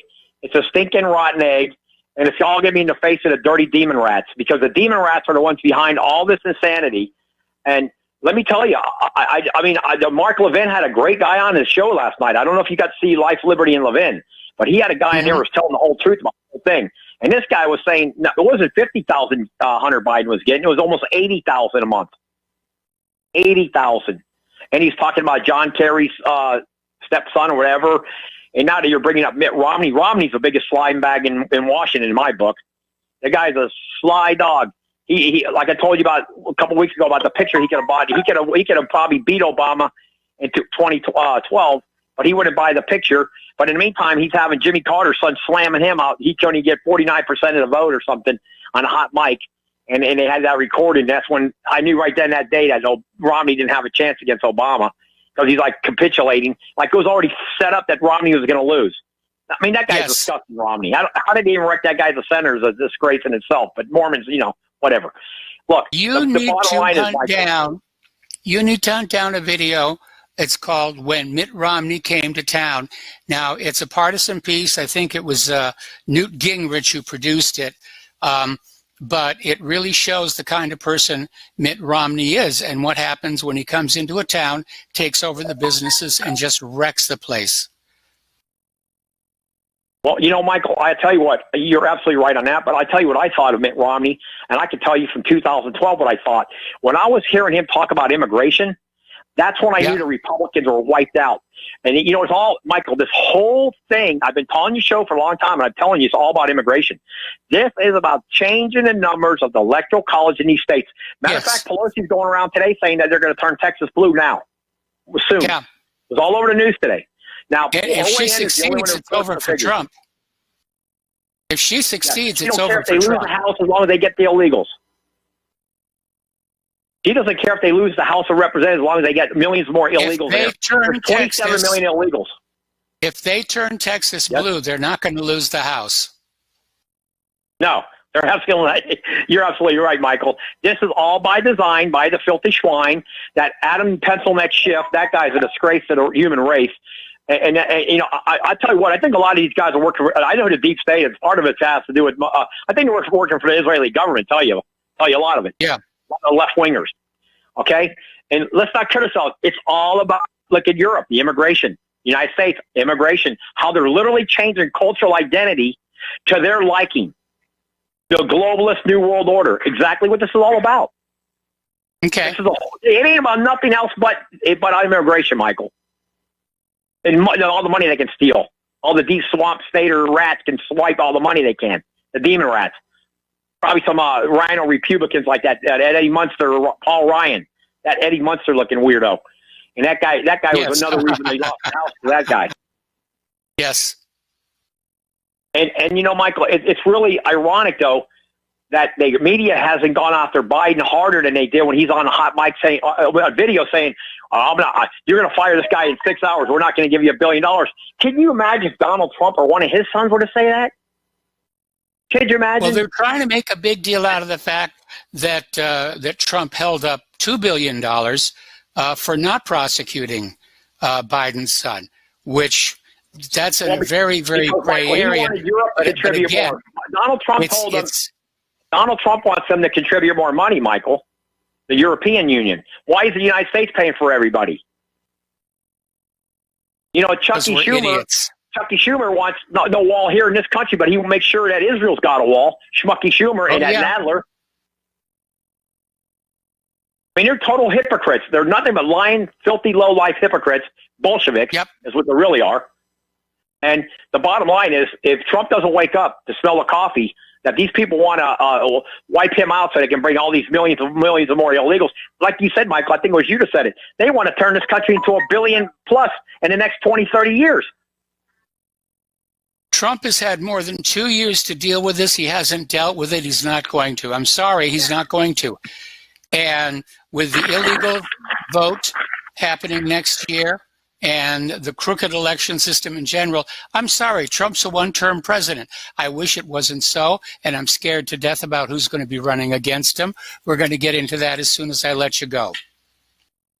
Thank you, Michael. Have a great day, sir. Thank you. All right, thanks an awful lot. We're going to let you go. All right, everybody sit down, take a deep breath, take a Valium. If I were still drinking, I'd have a shot of vodka. This is coming out of chimpplanet.blogspot, and it's saying, with Biden damaged, and he is, and Warren surging, at least for the moment, she's still got that Pocahontas thing hanging over her head, could Hillary Clinton still enter the presidential race, and I have been saying for months it was a distinct possibility. And this story is out there saying, oh, it just a few weeks ago it seemed exceedingly unlikely that Hillary Clinton would enter the race for 2020. That's nonsense. Look at how hard she's been keeping herself on TV. She's got media events scheduled for every single day this week. She's doing every opportunity she can to be on TV, to keep her face in front of the public. Of course she's going to step in. She's going to be the savior and the darling of the Democratic Party. Biden's self-destructing. Hillary may have something to do with that. Hillary's advising Warren. She's going to advise Warren right out of the campaign. And then there's going to be a hue and cry in the Democratic leadership saying, please, oh, Hillary, Empress Hillary, please save us from that evil Trump. You watch, she's coming in. She's coming in. Sorry, I threw away all those inflatable Hillary things that I threw away in Hawaii because it looks like I'm going to need them yet. All righty. Now, I mentioned this before, but I'm going to mention it before. In the months leading up to the CIA whistleblowers' hearsay, emphasis on hearsay, complained about President Trump's July 25th phone call with Ukrainian President Volodymyr Zelensky, the U.S. intelligence community quietly eliminated a requirement that whistleblowers must provide first-hand knowledge only of wrongdoings. In other words, they said innuendo and hearsay is now acceptable. You read it on the men's room wall? It's okay. All right, let's grab ourselves a phone call. Robert in California. Aloha, Robert. Welcome to the show. What's on your mind? Hey, Mike, I've got a lot on my mind, but I'm afraid you caught me kind of by surprise here. I'm starting to wonder if maybe we need to build a lemming launcher for all these poor lemmings here. I mean, they're all getting right up to the edge of the cliff, and they're kind of just begging everybody for a nudge, aren't they? I'm talking about the Democrats. This is getting kind of stupid, don't you think? I agree, but we don't need a lemming launcher. All we do is we get those boys from the pumpkin chunkin contests with their trebuchets and their air cannons. And we fling them out there and we offer prizes, for farthest distance, highest bounce. Every time I tangle horns with you, Mike, I like you a little bit more. That was great.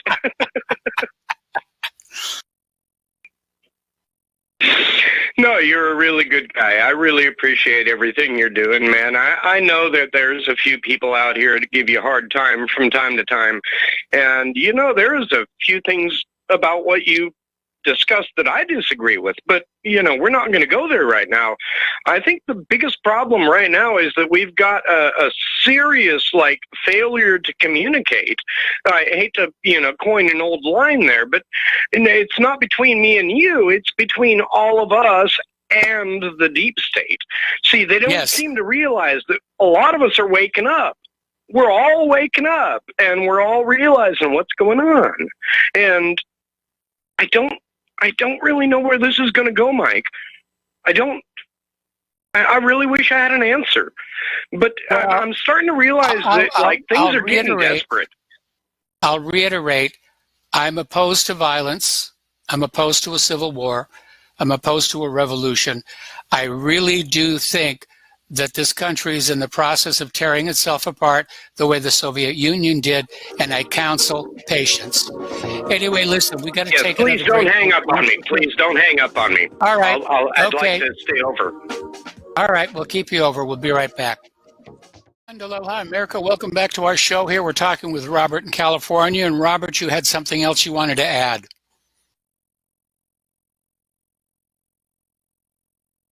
Okay, we just lost Robert, so let's go to Pat in Florida. Yeah. Am I talking to Robert or Pat? Yeah, Robert in California. I'm so sorry. I actually just hung up on you in the middle of commercial. I was busy and I bumped the phone wrong. Okay, so we're talking with Robert in California, and you had something else you wanted to add to us. Well, I had a lot. Well, yeah, I've got a whole lot of things, but let's keep it short. I was kind of wondering about this whole impeachment process with the Democrats here. Are they shooting themselves in the foot, in your opinion? What do you think of what they're doing? I think they very well could shoot themselves in the foot. There's not a lot of sympathy for impeachment out there. In fact, the Democrats are going to be holding town hall meetings all across the country for the next 2 weeks, trying to get the real mood of impeachment.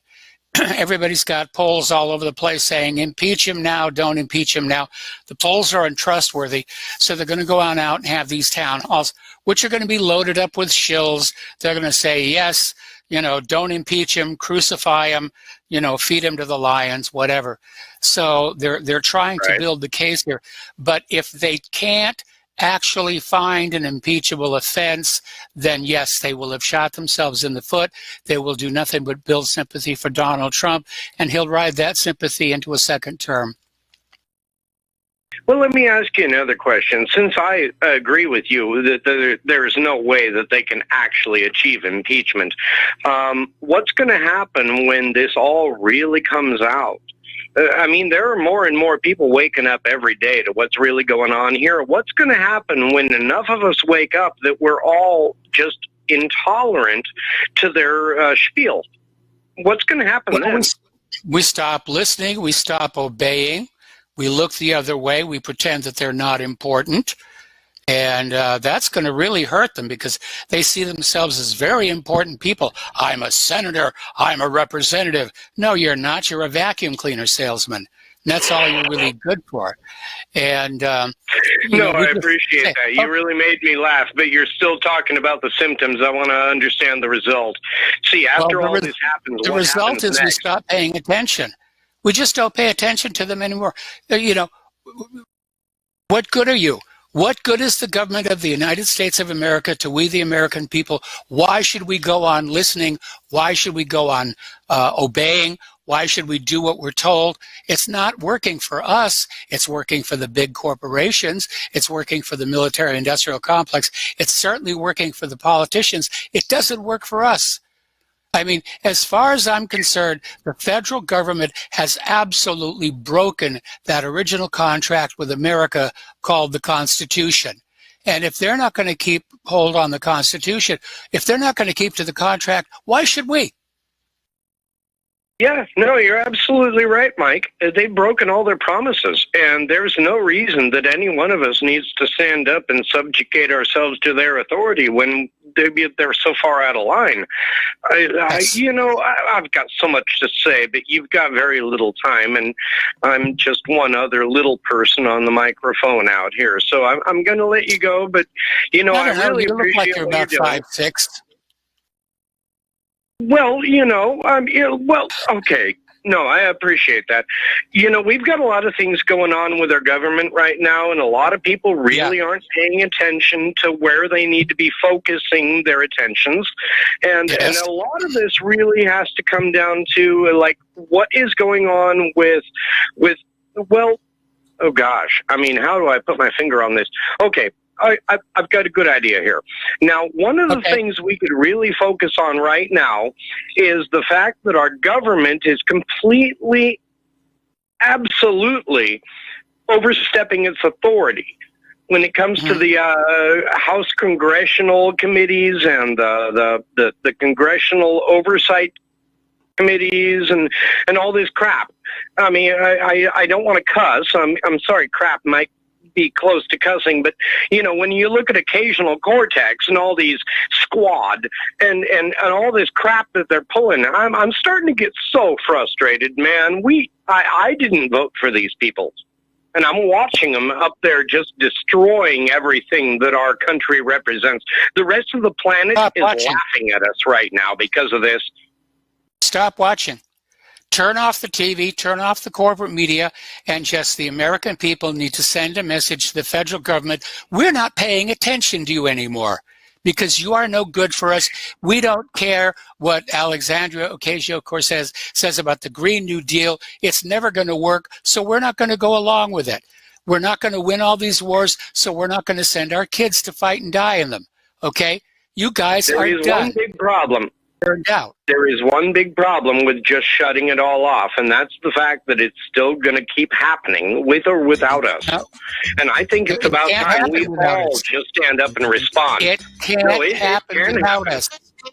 There's only 500 people. Yeah, I know. You got music. I know. You got to go. There's only 500 people. Right, I love you to death, Mike. What are they going to do? I love you to death, Mike. You have a great day. All right, got to take another break for commercials. We'll be right back. Aloha, America. Welcome back to our show here. We're going to go back to the phones here to Pat in Fort Worth. Aloha, Pat. Welcome to the show. What's on your mind? This thing going on with Nancy Pelosi. Do you know who coined the phrase drain the swamp? No.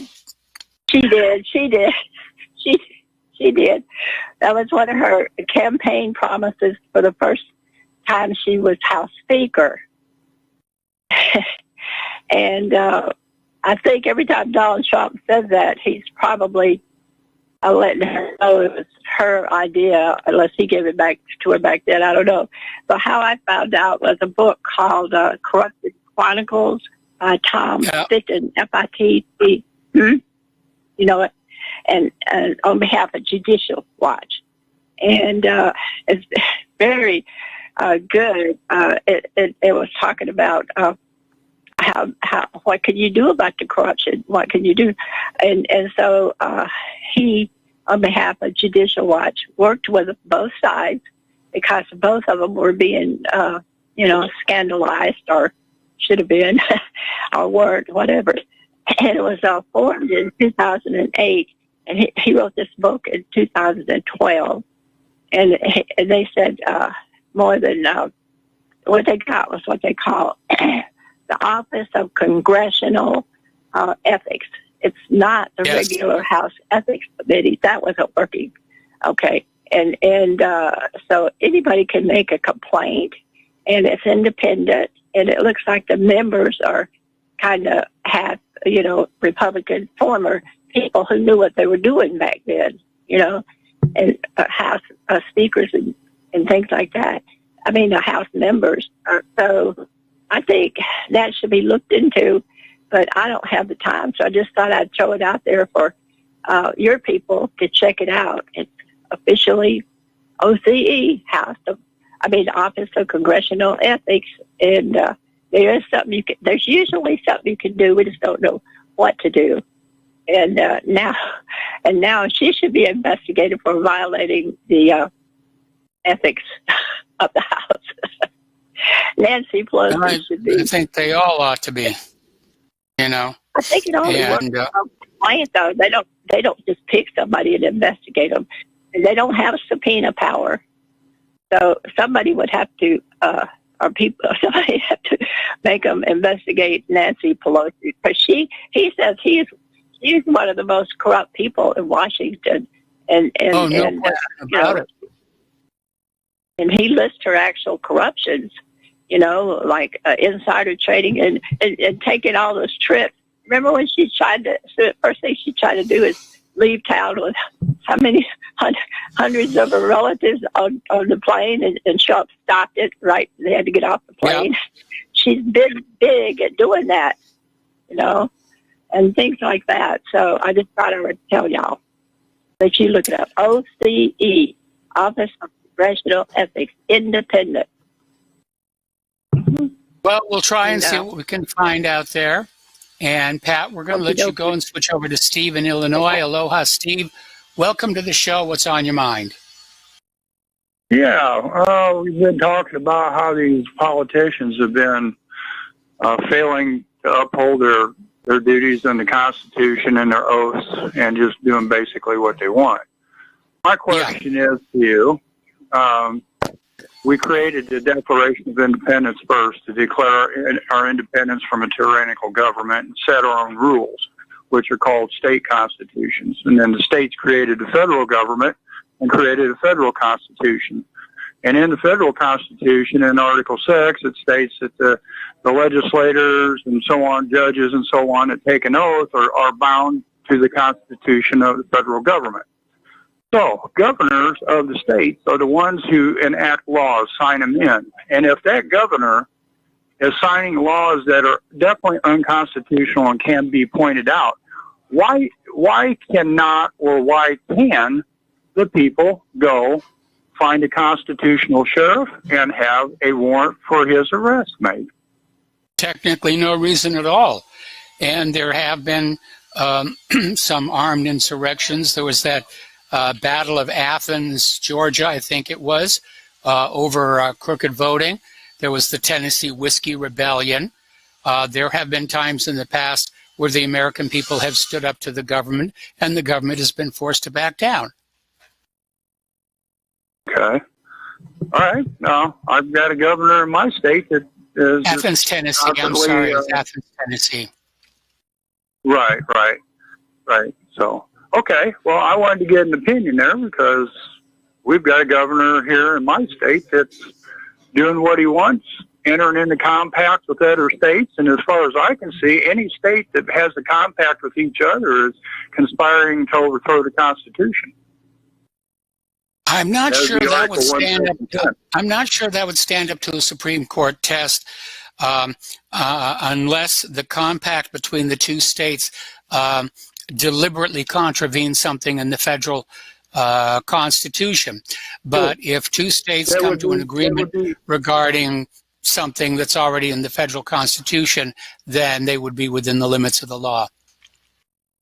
Well, I know states have entered into compact over national pauper vote, which is the 12th Amendment. So these states are trying to conspire, in my opinion now, to overthrow the electoral process, guaranteed us by the 12th Amendment. And then there's another compact going around with these states about the Paris Climate Treaty. Yes. And Article 1, Section 10, Clause 3 says that the states cannot enter into a contract or compact without express consent from Congress. Yeah, but unfortunately, President Trump signed the Paris Accord. No, he didn't. He got out of it. That's why everybody. You are correct. You are correct. Originally, we were part of it. Then he pulled out of it, just like the Iran deal. But you're right. If the federal government is not part of the Paris Accord, then states cannot engage in it without being in violation of Title VI. Now, we were never part of the Paris Climate Treaty. That was done by Obama. Yes. By basically an executive order. So we were never in that, but we gave the United Nations over $500 million, I think it was, or $500 billion. Let me ask you a question. Let me ask you a question. I have a question. Has Trump, via executive order, pulled us out of the Paris Climate Accord? Yes, that's what the big hullabaloo was going on. That's why they created the United States Energy Alliance. If you look up the United States Energy Alliance, you'll see that the states are following the Paris Climate Treaty, and it's a compact that they're getting into. I can't remember exactly how many states are in it, 14 or 23, something like that. Well, I mean, we're seeing the states just completely go against the Constitution, and I can't think of a better example than the sanctuary states and sanctuary counties, all of which are Title VIII violations. Yes. Okay. Well, I wasn't sounding like I was trying to correct you or anything, but yeah, I just wanted to find out. I need as much correction as I can get. So do I. You know, that's how we learn. I was just trying to get an opinion and the right of the people to be able to hold government when they're hold them to accountable when they're not upholding the Constitution, because I know in the Constitution of the state of Illinois, the right to petition for redress of grievances is stated this way: the people have a right to apply for redress of grievance. So if you have a grievance against the Illinois political system and you want to have the grievance addressed, it has to go through an approval process. So they took away that would be a violation of the Supremacy Clause, where the federal Constitution holds sway over the state constitutions. Exactly. Yes, I agree, and that's something that needs to be addressed. There's many things in the Illinois state constitution that I found that are violating their oaths, and it's hard to take care of that because they've got it instilled in the state constitution. So, but I appreciate your comment, your advice, and I'm going to continue to listen to your show. This is the first time I've listened to it. So. All right. Well, thanks an awful lot. I hope you'll keep listening. I hope you tell all your friends. In fact, all of you tell all your friends. We need to build our audience if we're going to grow the show here. And let's go over to Peter in Los Angeles. Aloha, Peter. Welcome to the show. What's on your mind? Oh, we lost Peter. Okay, well, this seems like a really good place to mention again that the front site promotional, we can't broadcast it anymore. It's off the air. But the promotion is still on if you contact RBN directly and this other gentleman whose name eludes me at the moment. But the promo is still there. We just are not allowed to... Okay, Dan Sutterfield, that's the name that you want to get to. And you can still take advantage of this tremendously fine offer. And I got to tell you, if I had the means, I'd go for this myself. I would really go for this myself.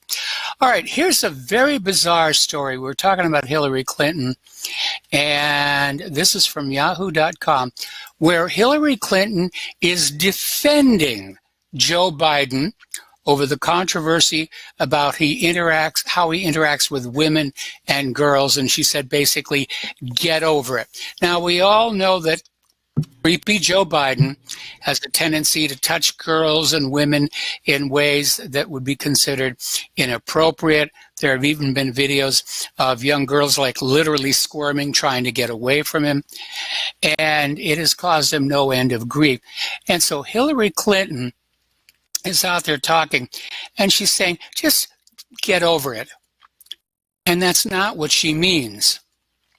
Okay, she's trying to keep the issue alive.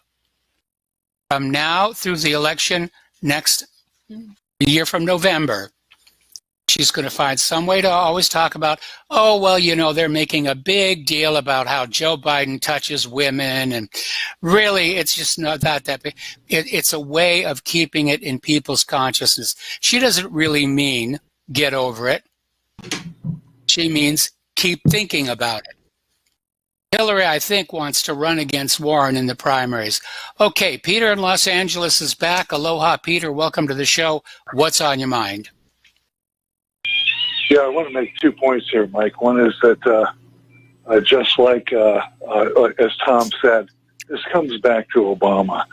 I mean, you know, Kerry, Clinton, Obama appointees, everybody there was Obama, and Obama was the one that running the whole operation, getting briefed daily on the Russiagate thing. He appointed all those people. He appointed Comey. He appointed Roses. He appointed all these guys were Obama guys. That's the first thing. So anybody associated with these people, you can draw a direct line to him. The State Department, everybody. Second thing is, with this impeachment coming, what we have to start thinking about now is where, and this is a new reality for the United States since the Patriot Act and all the warrantless surveillance is pervasive. We have to wonder where the the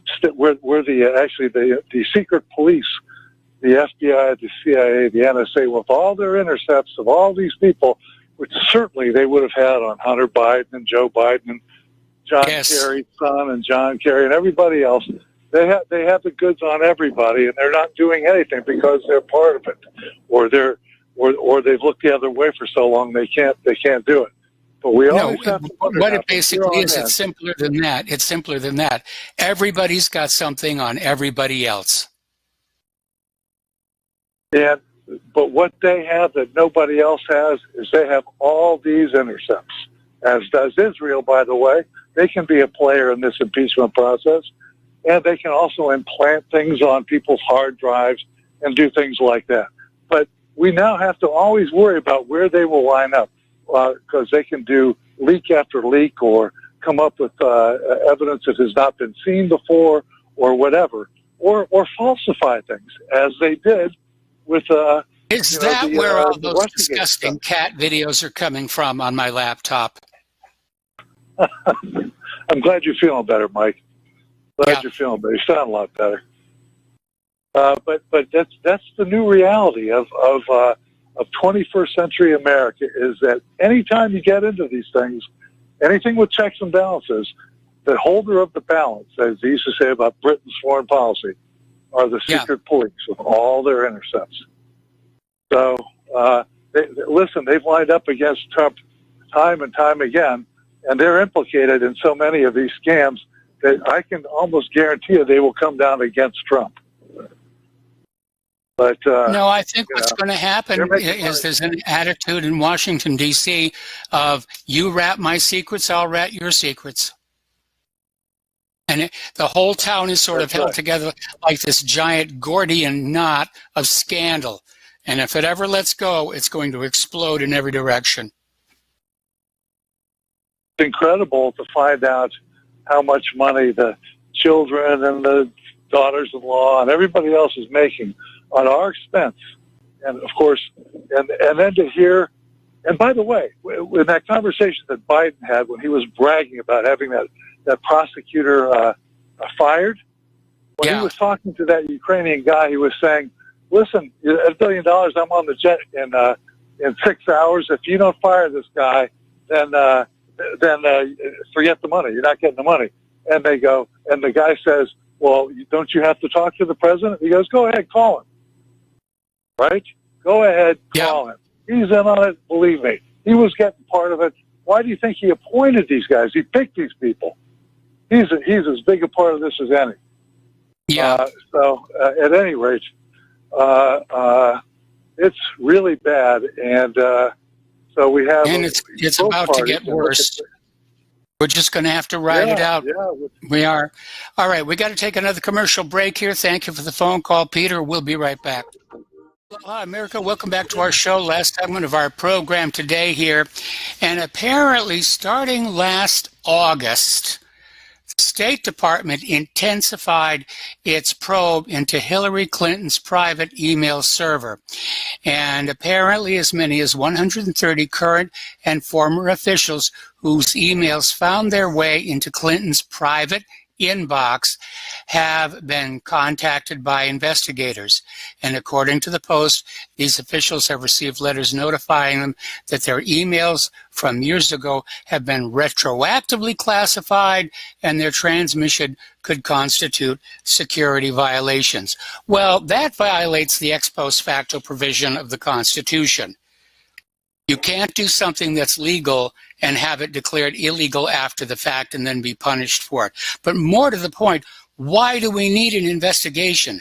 James Comey, former head of the FBI, got on TV and went down the list of felony Title VIII violations committed by Hillary Clinton. And then he said, we don't think she intended to do wrong, therefore we're not recommending indictment. And Loretta Lynch said, oh yes, we're going to go along with the FBI's recommendation. A couple of problems with that. One, under Title 18, intent is not required. You don't have to intend to do wrong. Accident, stupidity, ineptitude, all are felony violations. Second, it is not the FBI's job to make recommendations for indictment or not. That's the job of the Justice Department. But Loretta Lynch didn't want to have to take the heat for that. I mean, if you really want to go after the Clintons, have the IRS go after that Clinton Foundation because nowhere near did they donate enough money to qualify as a 501c3, which means the Clintons are personally liable for all that tax money. And there's nothing that hurts a rich person more than turning them into a poor person. So, anyway, apparently, Oprah Winfrey is pushing for Disney's CEO, Bob Iger, to step in to the presidential race. And Winfrey took to Twitter on Saturday to tease a clip of an upcoming interview with Iger that's set to air on her cable network. And apparently this guy is seriously considering it. Boy, that would turn this entire country into a Mickey Mouse operation, wouldn't it? Okay, here's a classic case of a deliberate misquote. Donald Trump made a comment that he's seeing the stresses of this country lead to a Civil War style fracture. Okay, and a Republican congressman immediately said, oh, Donald Trump wants a civil war. He wants a civil war. He's ready for a civil war. He's ready to go for it. That's not what he said. He said civil war like fracture. That's a very passive thing. It also happens to be accurate. In no way, shape, or form did Donald Trump call for a civil war. I don't think anybody's calling for a civil war except the liberals. All right, there's the music. Time for me to get out of here. Got to take the lady love out to dinner tonight. Stay tuned for John Stadmiller. I'm sure he's got lots of interesting things to share with you. Please take what you learn here, share it with everyone that you know. Talk to them face to face. Bring back SneakerNet. Forget about social media. Totally filtered, totally useless right now. And please donate to RBN. They really need your help right now. Don't forget, today's the last day they can broadcast the front site promo, but you can still get at it by going to